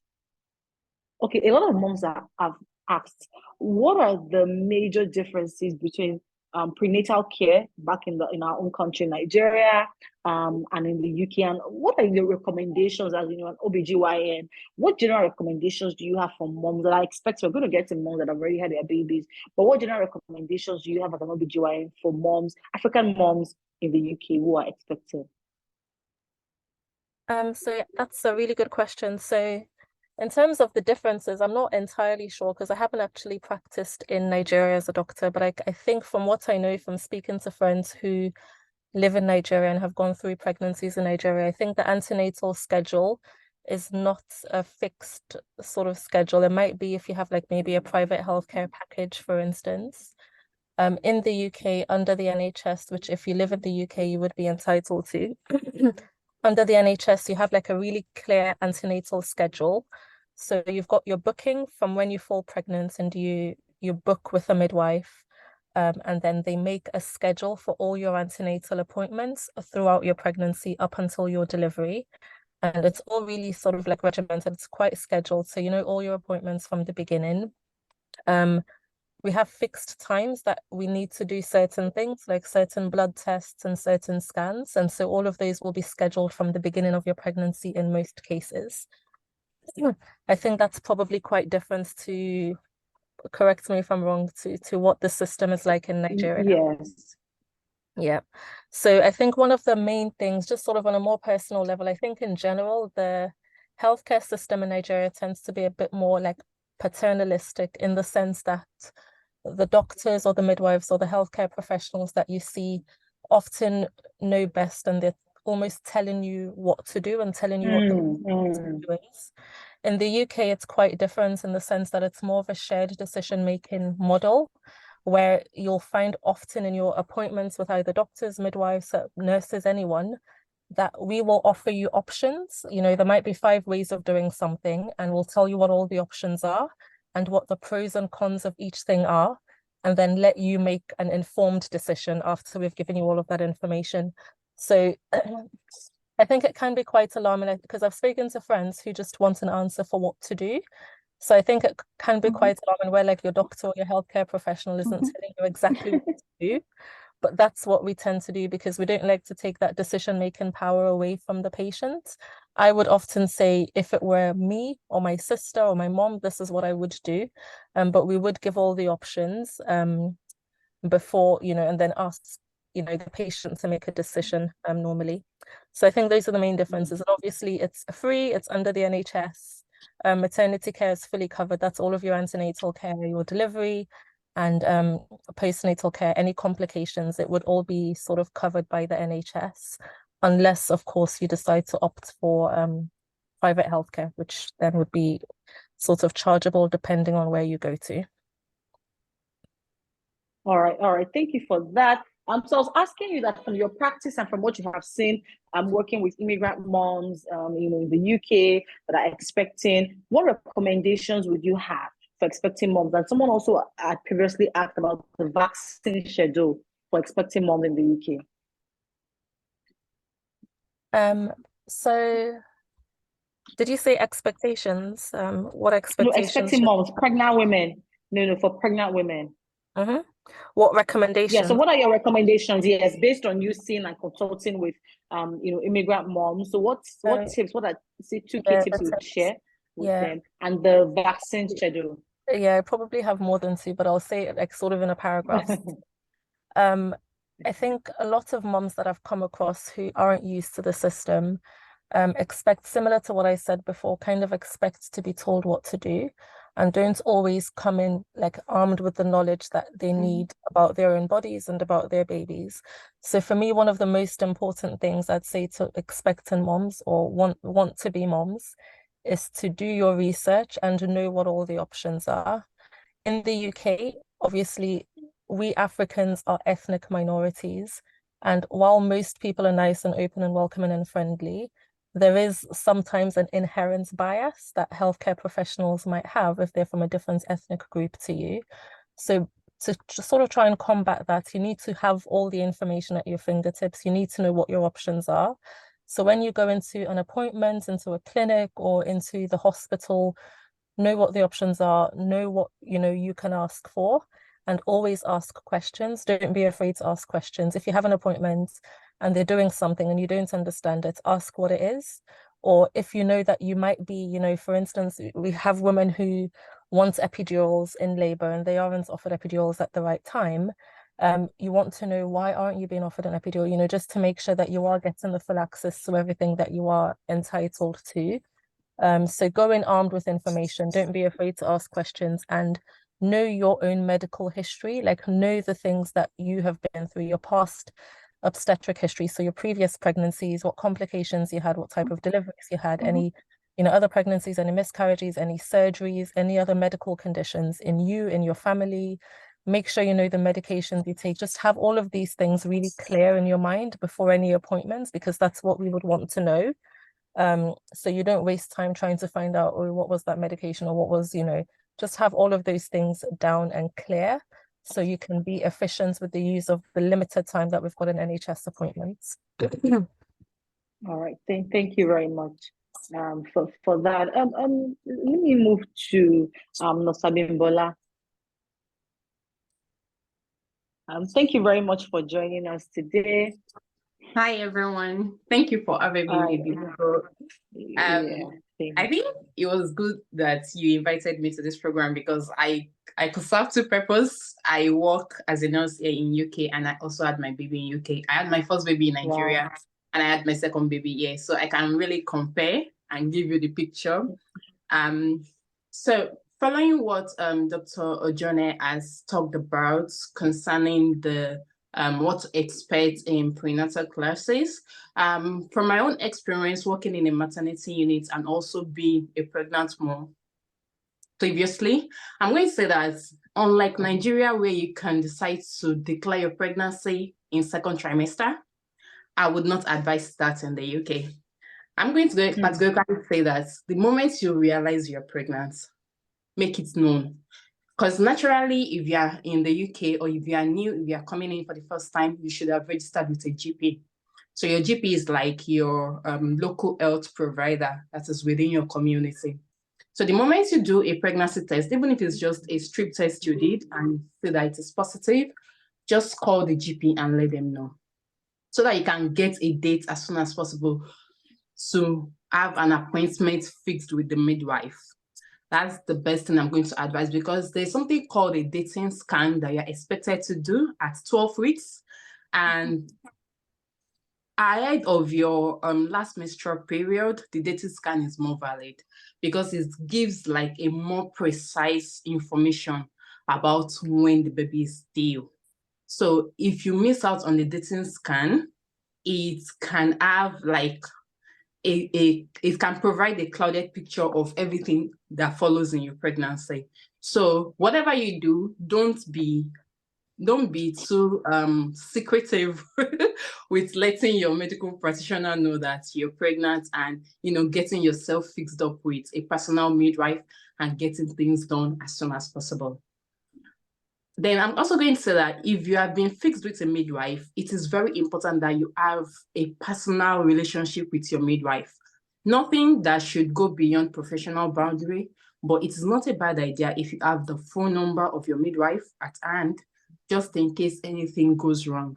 Or if there's something that you're confused about and you need an answer immediately, it is very important that you're able to send a text message to your midwife to ask your question, and if there's need for them to bring you in as soon as possible, they would be able to make arrangements for that, because it is not like Nigeria where you can easily walk into your private hospital and say, oh, I'm feeling headache, and they get you admitted immediately. Here in the UK, there's a structure, there's a process. You have to, go through the GP, and if the GP is not available, you have to go through the urgent care like NHS 111.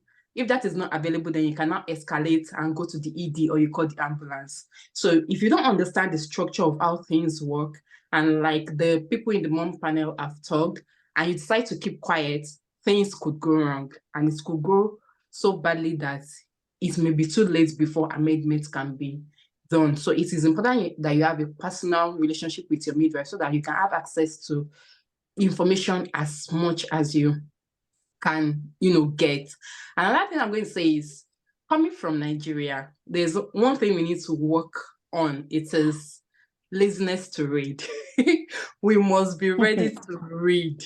There is nothing you want to know that you will not find on the NHS website. Nothing about your pregnancy that you want to know that you will not find on the NHS website. So you must be willing to go on the website and explore. And it depends also on the environment where you find yourself. For example, myself, when I was pregnant, there is an application we use for pregnant women that I had access to. On that application, there is the journal, there's the article, there's everything I needed to know on the application. So if you don't go through that, or if you don't read it and you just expect that information will fall on your laps, you are going to wait for so long, because information will not just come to you automatically. You have to seek the information and, go for it. And like Dr. Ojone said, that you are given options. So even before you are given the options, they want to know what knowledge you have about the situation at hand. Nobody is just, treating you like you're an adult.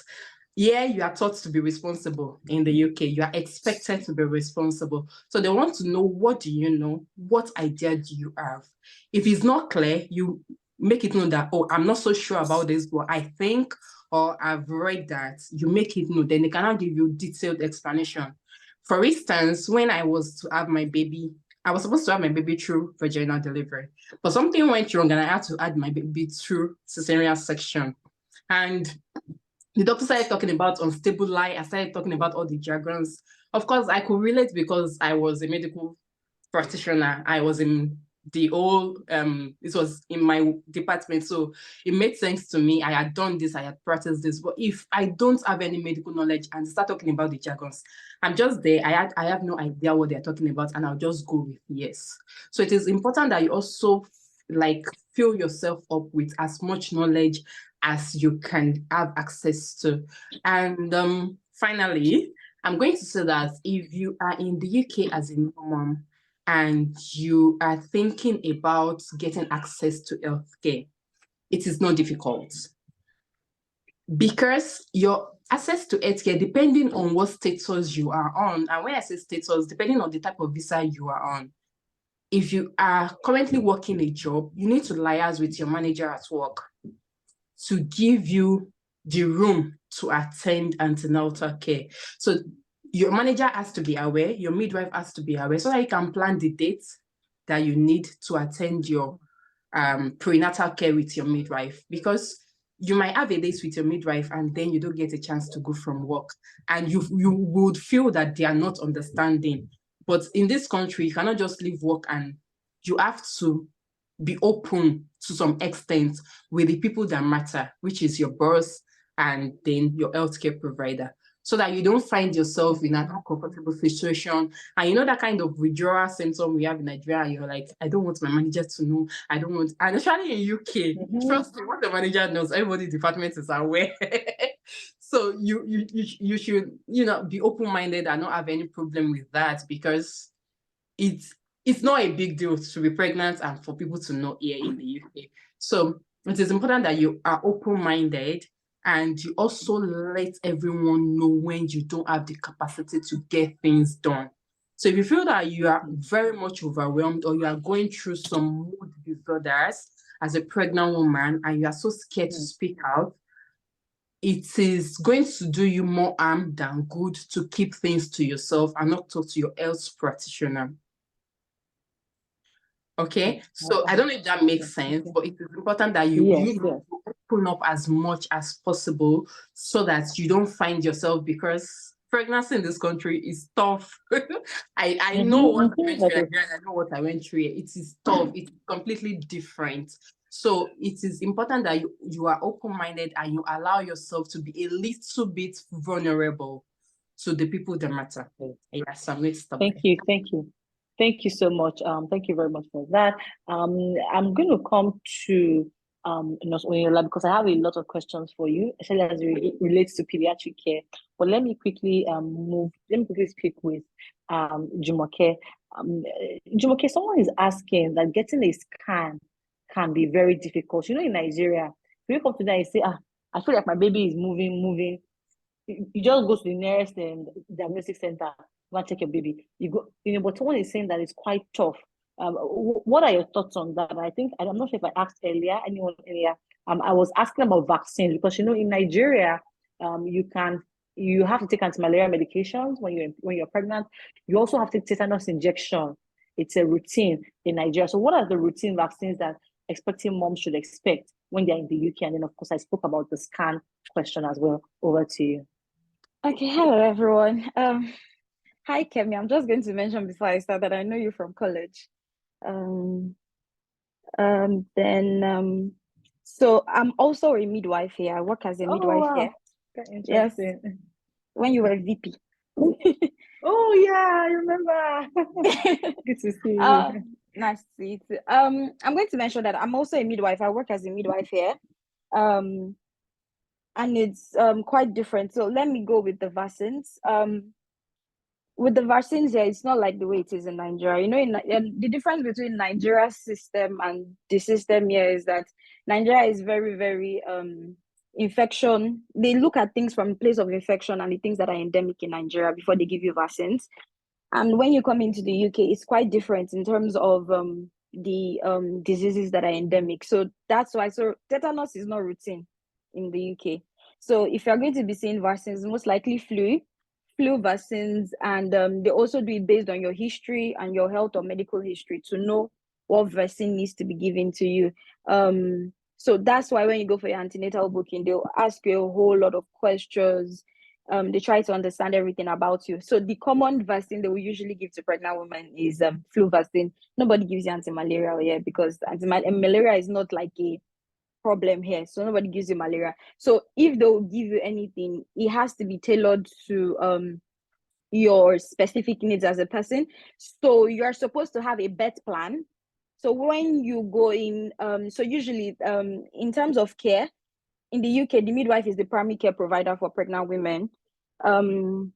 Before you can go to the obstetrician, there's a whole lot of they had mentioned earlier process in terms of providing your care. So you have to give them like proper history so that they can give you a bed plan based on your history and everything. So vaccine is not as, in terms of pregnant women, is not as popular as it is in Nigeria. So there's no such thing as tetanus. They don't even do the routine HIV testing like they do back home as well in Nigeria. They don't do those routine tests because it's not like a problem here. In terms of scans as well, you cannot just so I need to know the context on which the person needs a scan.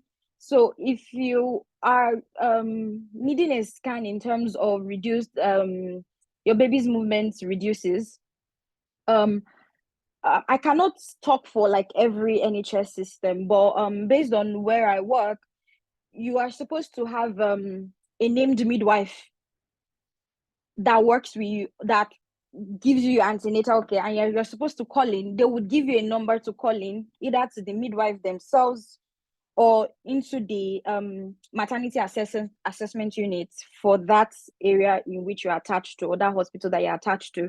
And the thing you're supposed to call in and let them know that this is what you're experiencing, maybe for the reduced fetal movement, and then you come in, and then they most likely will do a scan to see what's happening with you. So if it's that you just want to, so that's why I need to know the context on which you need a scan for, but it's not things like just random scan. Like the healthcare system is very different in terms of in Nigeria, you can just access your private provider by yourself, or you can just go to like a diagnostic center and do your scan by yourself to check what's happening. But yeah, you have to let them know, because with how, okay, let me not go to that side. I'm already going to how the system is, but there's a process for everything. So you need to make sure that you know your named midwife. The care system here in terms of antenatal is also different to Nigeria. Care is one-to-one here. There's shortages with midwives, but in terms of from antenatal, you're supposed to have a midwife that will come. They divide their midwives in terms of the community. You have they have the continuity of care systems, they have the midwife-led care teams. So when you are doing your antenatal, you're supposed to have midwives or a group of midwives that attend to you in your area or wherever you are. So you must know who the person is providing care for. What also happens is that with those named midwives you have, they follow you up from antenatal up to the point where you have your baby. So you can actually have that same midwife that is your named midwife that will come in when you're having the baby. You let them know you're having the baby, and they come in to actually have the baby with you. So you have that continuity of care. So it depends on the NHS you are, but where I work, we have the continuity of care models. So with the continuity of care models, you have someone that takes care of you from antenatal up onto the postnatal period. It's the same person. There is no, or if it's not the same person, because things can happen in terms of work, maybe there's a change, or person has to go for maternity leave or something like that, but it's still the same person that takes care of you. It's a team of midwives that take care of you. In terms of delivery as well, if you don't have a named midwife, or if you don't call your named midwife to come in during delivery, you have a one-to-one care with the midwife. The person stays with you all through from the time you come in and you start laboring to have a baby. So it's the systems are different. So you must have a relationship with your midwife. So you can't just say you want to have a scan. There has to be a reason or an indication for why you need that scan. And sometimes you might not necessarily need a scan. You need to just let them know what is wrong before you can have the scan. So I think I've answered. Thank you very much. Yeah. Yes, absolutely. And we've been able to cover a lot of maternity care questions. Thank you very much to Dr. Johnny. Thank you to, I'm going to come to you for your final thoughts, but I can see that we have so many pediatric questions in the chat box. So I need to now go to Nurse Oyinlola. Thank you very much. I have 4 questions for you already. So let's talk a bit about vitamin D. The vitamin D, should I say saga or debate or whatever. So a lot of people have said that, due to the UK weather, children typically need vitamin C supplements, to be able to meet up with their needs, especially as Black children. What are your thoughts? Sorry, please. What are your thoughts on that? Okay, good evening. Thank you for having me. Can you hear me? Can you hear me? Yes, you can hear me. Okay. All right. With the vitamin Yes, we can hear you. Initially, after your registration as a pregnant woman with your GP, you're going to get a prescription. After taking your history and they realize you are not already on your vitamin D supplement, they're going to prescribe it to you. So you get that without paying for it, even though it's an over-the-counter drug that you can easily just pick up in the pharmacy. And the pharmacist is going to explain how you're going to use it. I think it's most of those medications and brand, they come in as 1 tablet per day. And for some people, they might just decide to use Sorry, Nola. Yeah?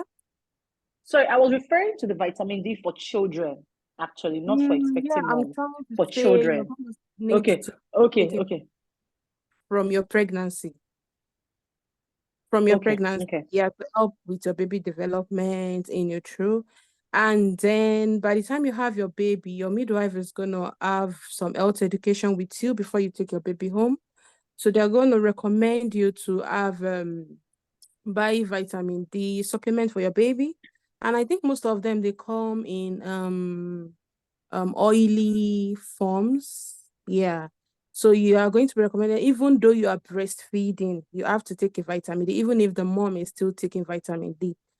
You will still need a supplement for your baby. But for formula-fed babies, there is a particular amount of milk that is recommended. If you're able to meet up with that recommended amount of milk for non-breastfed babies, then you're going to be fine with the vitamin D from your infant formula. Yeah. Okay. All right. Then thank you very much. So I can see some questions.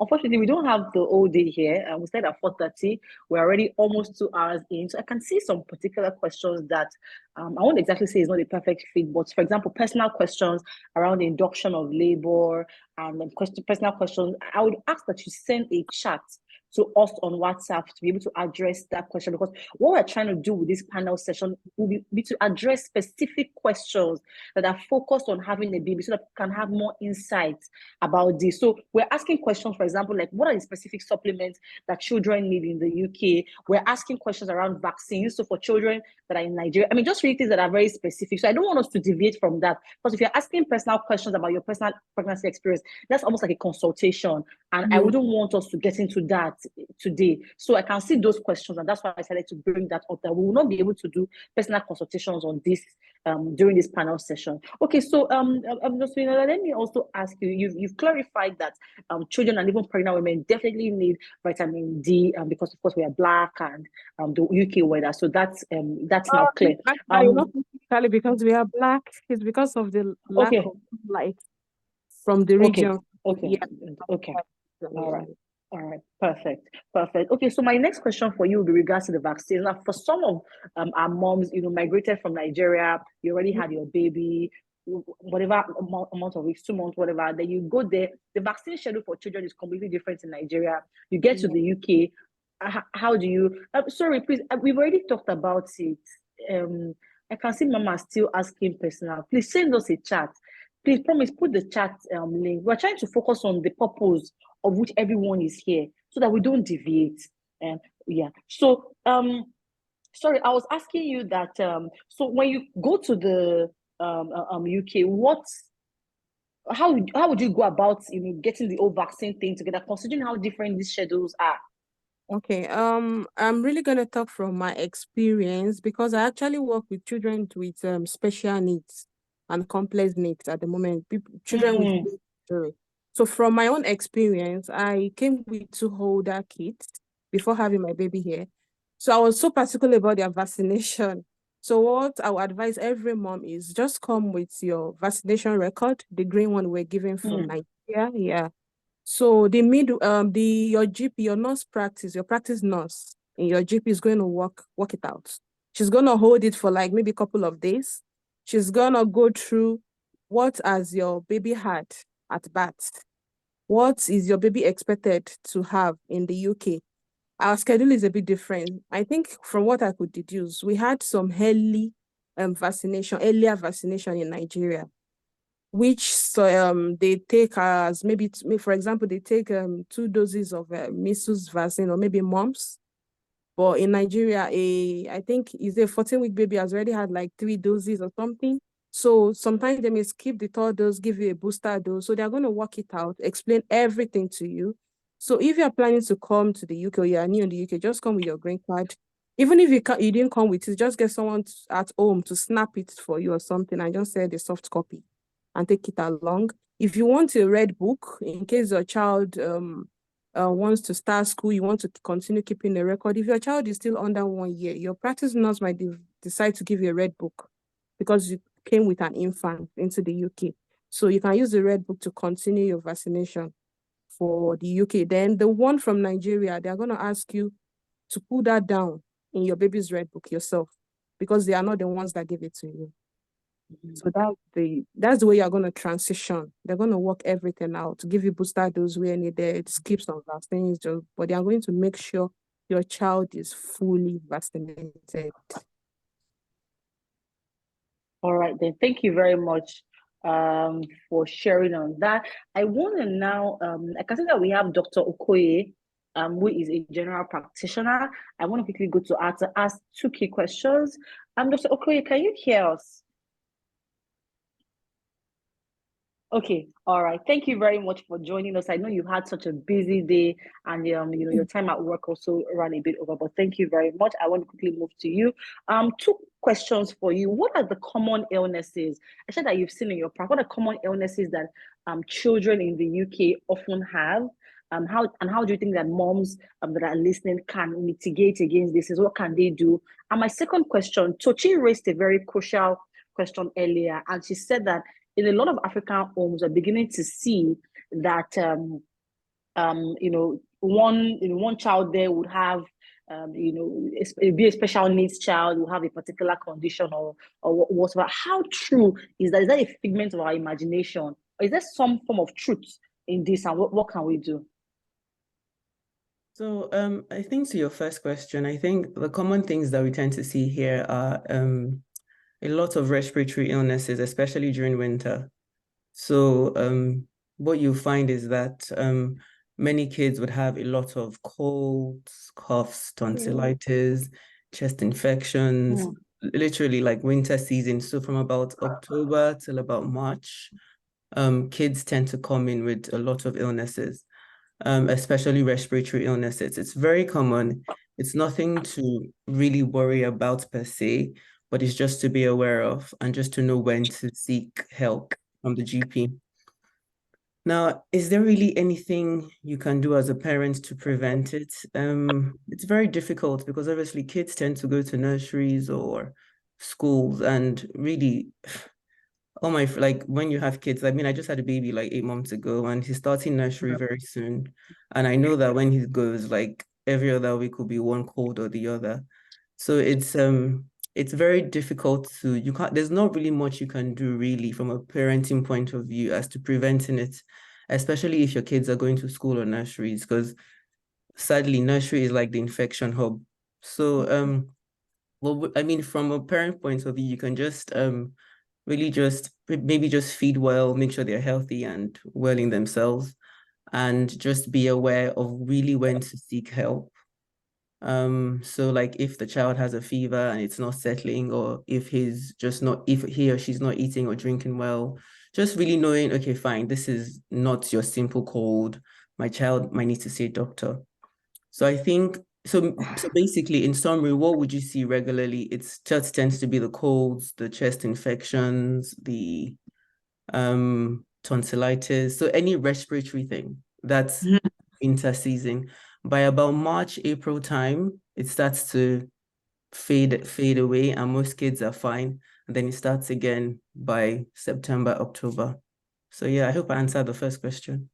Yes, yes. Yeah. So in Nigeria, I won't ask this question because I completely agree with you that even here in Nigeria, where we don't have that extreme cold, rather, children still tend to have a lot of respiratory, like it's cough and kata is like Okay. this thing. So my question would be that what do you believe that there are some things that more so, because for example in Nigeria they say that a mom should have vitamin C to be able to help with the baby's immunity level, saline drops, maybe a mucus extractor, maybe a nebulizer. Would you recommend that mom should also have that just to have a, should I say, first aid kit? Okay, that's a very good question.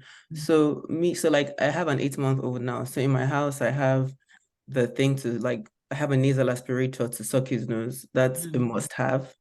I have a humidifier in his room. That just helps him breathe. Like, so when he has a cold, it just helps with his breathing and makes them breathe better.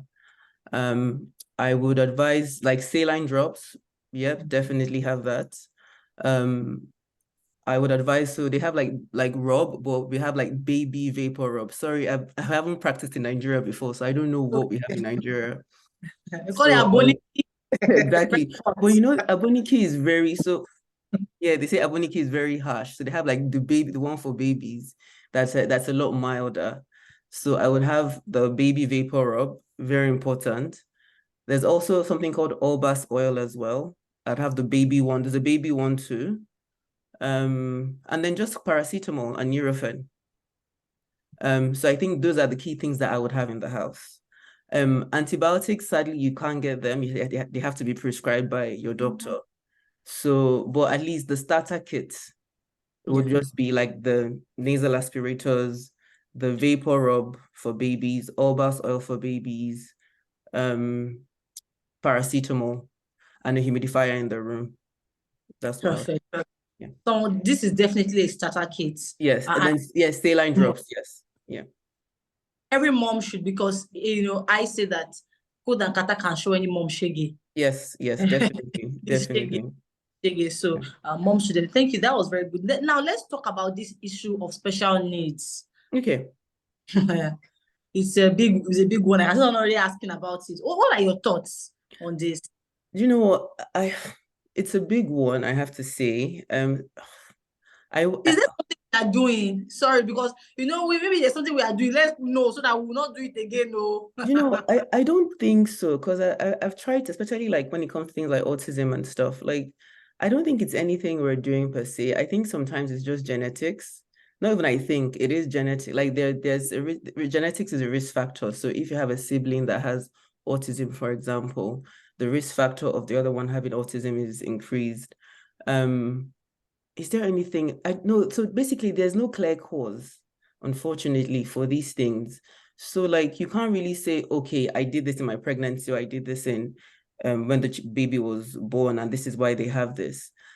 So I don't think, I mean, my knowledge on special needs is not very extensive, I have to say. It's quite limited. But from what I have seen and what I have researched into, there are no clear causes. So you know how they were like, oh, MMR vaccine causes autism. That's not true. So like you can't say, oh, because the baby had so much sugar, that's why they have this. Or so do you get where I'm coming from? So there are no clear causes. Obviously, the only thing I would say is obviously things like head trauma, for example, if a baby hits their head numerous times, that can cause like concussion, that can cause problems down the line. But I can't really say, oh, stop doing this, stop doing that, if that makes any sense, or do this and do that. The most I can really say is just have a healthy lifestyle. Yeah, I can't, yeah, so I think my answer is, honestly, I don't know why there's an increase in special needs at the moment. Black children. Sorry? I said especially for Black children. Exactly. Honestly, I don't know. That's really my answer. I can't really identify any clear causes, but there's definitely like genetic elements to it as well. So if there's a family history, the child is at risk. But yeah, I think that's really my answer. I don't really have any other answer, to be honest. I want to hear from Dr. Johnny as well as Nurse on this, but I also wanted to share something that I saw just to put this on the conversation table. There's been some, I wouldn't say complain that, perhaps why some African children are also tagged as maybe special needs. It's also because of maybe the way they interact, especially children that are brought from Nigeria, we're not giving birth to in Nigeria, children are brought from Nigeria, maybe the way they interact, there's some kind of hesitation. You know how children just come into a new environment and perhaps they're not able to adapt quickly to the system. And this is just to put the conversation on the table for us to just think about. And so when they are in the school system for a while, they are not interacting well, the teachers begin to think, oh, perhaps this child is a special needs child. Perhaps this child is on a scale of, the autism spectrum or something. Like I said, there's no research to show this, but just something to put on the table for us. Let me hear from Dr. Ojone on this crucial issue, and then Minola can share her thoughts as well on this special needs. On the special needs. So I agree with Dr. Ona. I don't think there's anything that has been proven medically to cause autism. I think that there are things in your pregnancy that you can do to have a healthier baby, which most of us will know about already, which are sort of having a healthy lifestyle. So eating healthy, making sure that you are of a healthy weight and do not put on too much weight in the pregnancy, remaining active as long as it's medically safe to do so, avoiding smoking, avoiding alcohol, avoiding drugs, and not taking any medications that haven't been okayed by your doctor, because there are a few medications that are known to cause problems in babies. So those are the general things you can do. I think this is more from the sort of obstetric side of things. Obviously, during childbirth, babies can be exposed to trauma from the actual labor process and the childbirth process. And that can lead to a set of problems, not autism, but problems to do with brain development that may result in different degrees of cerebral palsy at some points later on in life. That's not really anything that you have any control over. Beyond knowing what the options are, beyond, being aware, like doing the research. I think you mentioned that, didn't you? I think one of the nurses mentioned that earlier about making sure you're armed with research when you go into the hospital for any appointments, about, make sure you know everything about your pregnancy, know about the delivery options, know about the different instruments that we use, know about the cesarean section delivery option. So when things are, are seeming in labor, like maybe they're not going in the way that's expected, you know what the options are, and you can help, sort of move that process forward if you needed an emergency delivery. Because what we do know is that if baby does experience some sort of trauma during labor, and that trauma is prolonged, then there's a higher chance of that baby, having less oxygen supplied to their brain, and that could lead to problems in the future. So that is something which we can address. But in terms of autism specifically, there's not really anything that has been proven medically that causes autism. All right, thank you very much. Let's hear from Dr. Eno so that we can close this panel session. Thank you. Hey, thank you. For me, when I had the information for the first time, so I've not really pinpoint any evidence-based study that is correlating being an African or our ethnic race in relation to special needs. But from my own point of view and what I've seen with the children I care for that have complex needs, also autism, neuro rehabilitation needs and health problems, brain injury, both acquired and the ones that were born with, genetic. I would rather say things are getting better because Africans are now getting access to neuro rehabilitation care. So it makes it look as if, oh, it's as if we are just getting it. No one is injecting anything from my own point of view. The same vaccine a white child is taking is the same a black child is taking.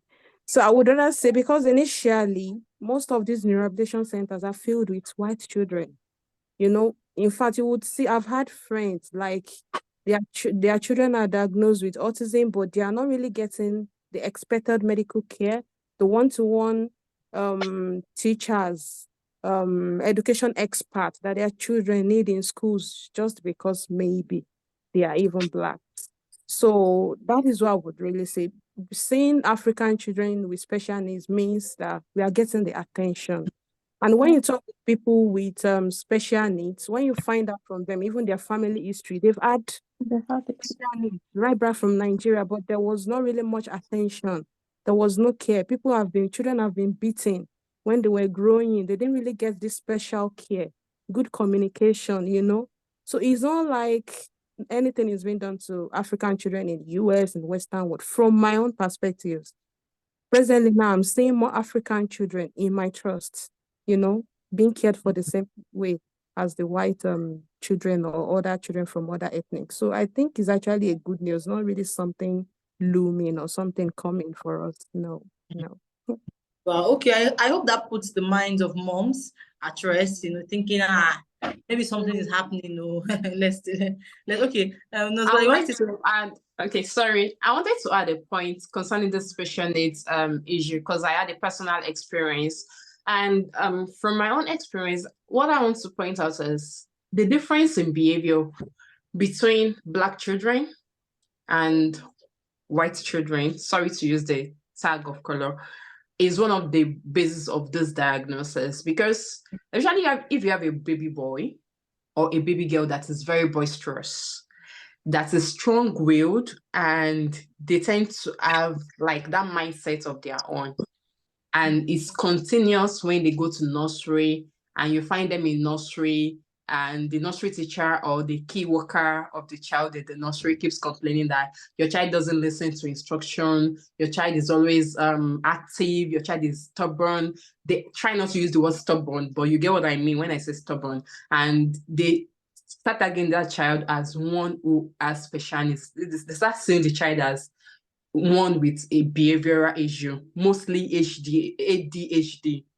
So sometimes it's based on the structure that we also use to parent our kids. That's another thing I have noticed.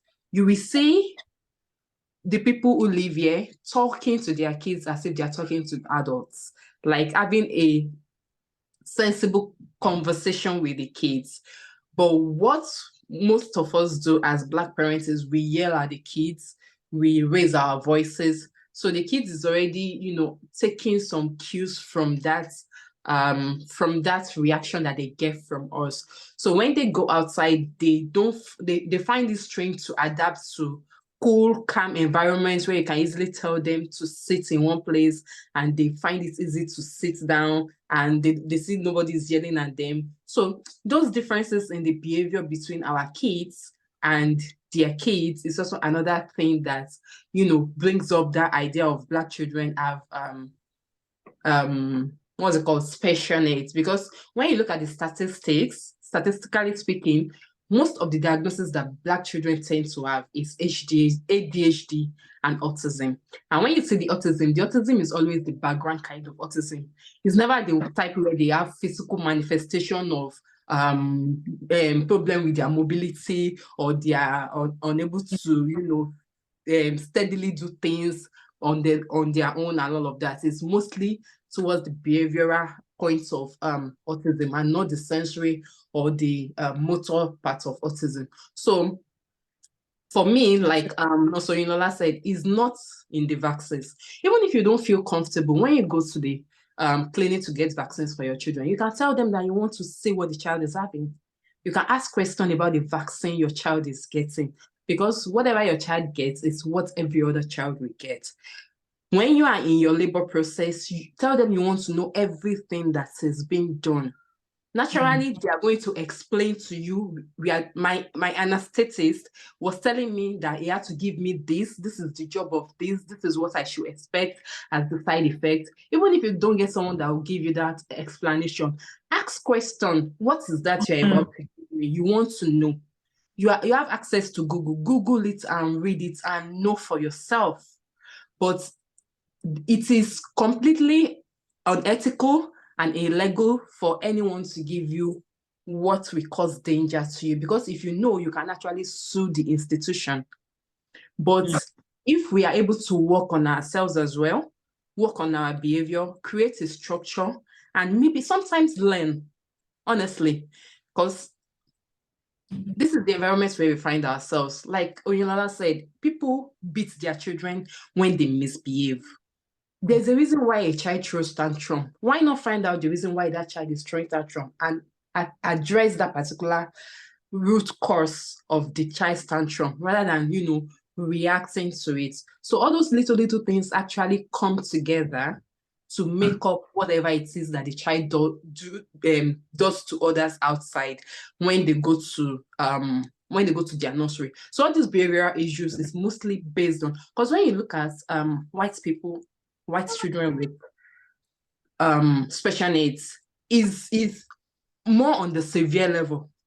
Yeah. Really know that this child has special needs. You will see very few of it close to behaviors. It's mostly sensory and motor reactions. But when you see us having children with special needs, it's mostly behavioral.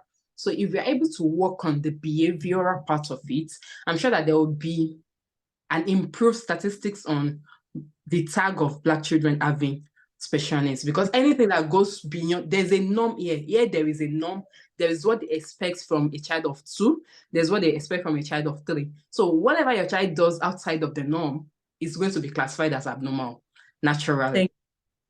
Thank you so much. I personally that was why I brought that conversation to the table. That I think is something that we should look at.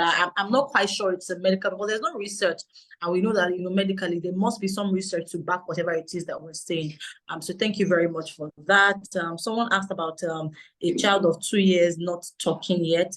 Look into screen time and consider seeing a GP if your child is not. I don't know if Doctor, I can't seem to see her. Okay, Dr. Okoye, do you want to say anything to a child of 2 years not talking? I don't want us to go into constitution, but you can just, you are muted. Sorry. So I would at 2 they should be, ideally they say saying 2 words. Obviously you have to realize that kids grow at different rates. Don't put too much pressure on yourself, but try and see a speech and language therapist as soon as you can. That'd be my advice. The earlier you start these things, the better. Yeah. So yeah. So basically, simple answer: see a speech and language therapist. Okay. All right. Thank you. So see a speech and language therapist. I also think you might need to look into screen time, because sometimes it's too much screen time. Anyway, I would like to thank our medical panel. We have a quick special announcement, but I want to thank our medical panel for the thoughts that you shared. The insights you shared, the knowledge you shared. Thank you so much. Thank you very much to Dr. Ojone. This is not the first time that we're inviting Dr. Ojone or calling Dr. Ojone. Ojone is always accepting our invitation. We don't take you for granted in any way. Thank you so much. Thank you to Dr. Okoye as well for your time. Thank you very much to Nurse Oyinlola. Thank you to Nurse Bola. Thank you to Nurse Jumi. All your submissions were brilliant. And I'm sure that moms, the starter kits, I'm sure our moms will start going everywhere to look for those items from this week, because every mom definitely needs a starter kit, so that motherhood is a bit easier for you. So thank you so much to our medical panel. For everyone that is joining, thank you very much. I mentioned earlier that my name is Kemi. And for moms that are expecting, we have an antenatal community. Please, you can chat with us on WhatsApp if you want to join our antenatal community. I can see a lot of personal questions that we can't address here. We can't do consultation on this call. So please chat with us on WhatsApp. We also have an exclusive UK moms community that we're officially launching today. So if you would love to join that community, we'd love to add you. For moms that are in the UK, we'll send you an email to this effect. If you also want to join our other communities where you'll be able to ask experts, because in motherhood, you will have questions. You have questions. You want to ask look at this question. Oh, my child is 8 months, not crawling yet. What can I do? It's not every day you carry your bag and start going to this thing. You have work to do. You'll be tired, but at least you have someone that will quickly guide you before you start going all the way to go and see the GP or go and see the pediatrician or the gynecologist. So it would be nice if you can join our communities. You can chat us on WhatsApp. We'd love to have you, and we'll send you an email to this effect. Promise my colleague will drop the WhatsApp listing in the chat box. So on that note, thank you so much to all our panelists, our medical personnel, our expecting moms, our what's it called, our mom panel, medical panels. Thank you. I appreciate you. It's over to us. Have an amazing week. Enjoy the rest of your day. Regards to your family. I saw beautiful children. Like I said, my ovaries were tingling, but I had to just tone this down. All right. Thank you, everyone. Bye.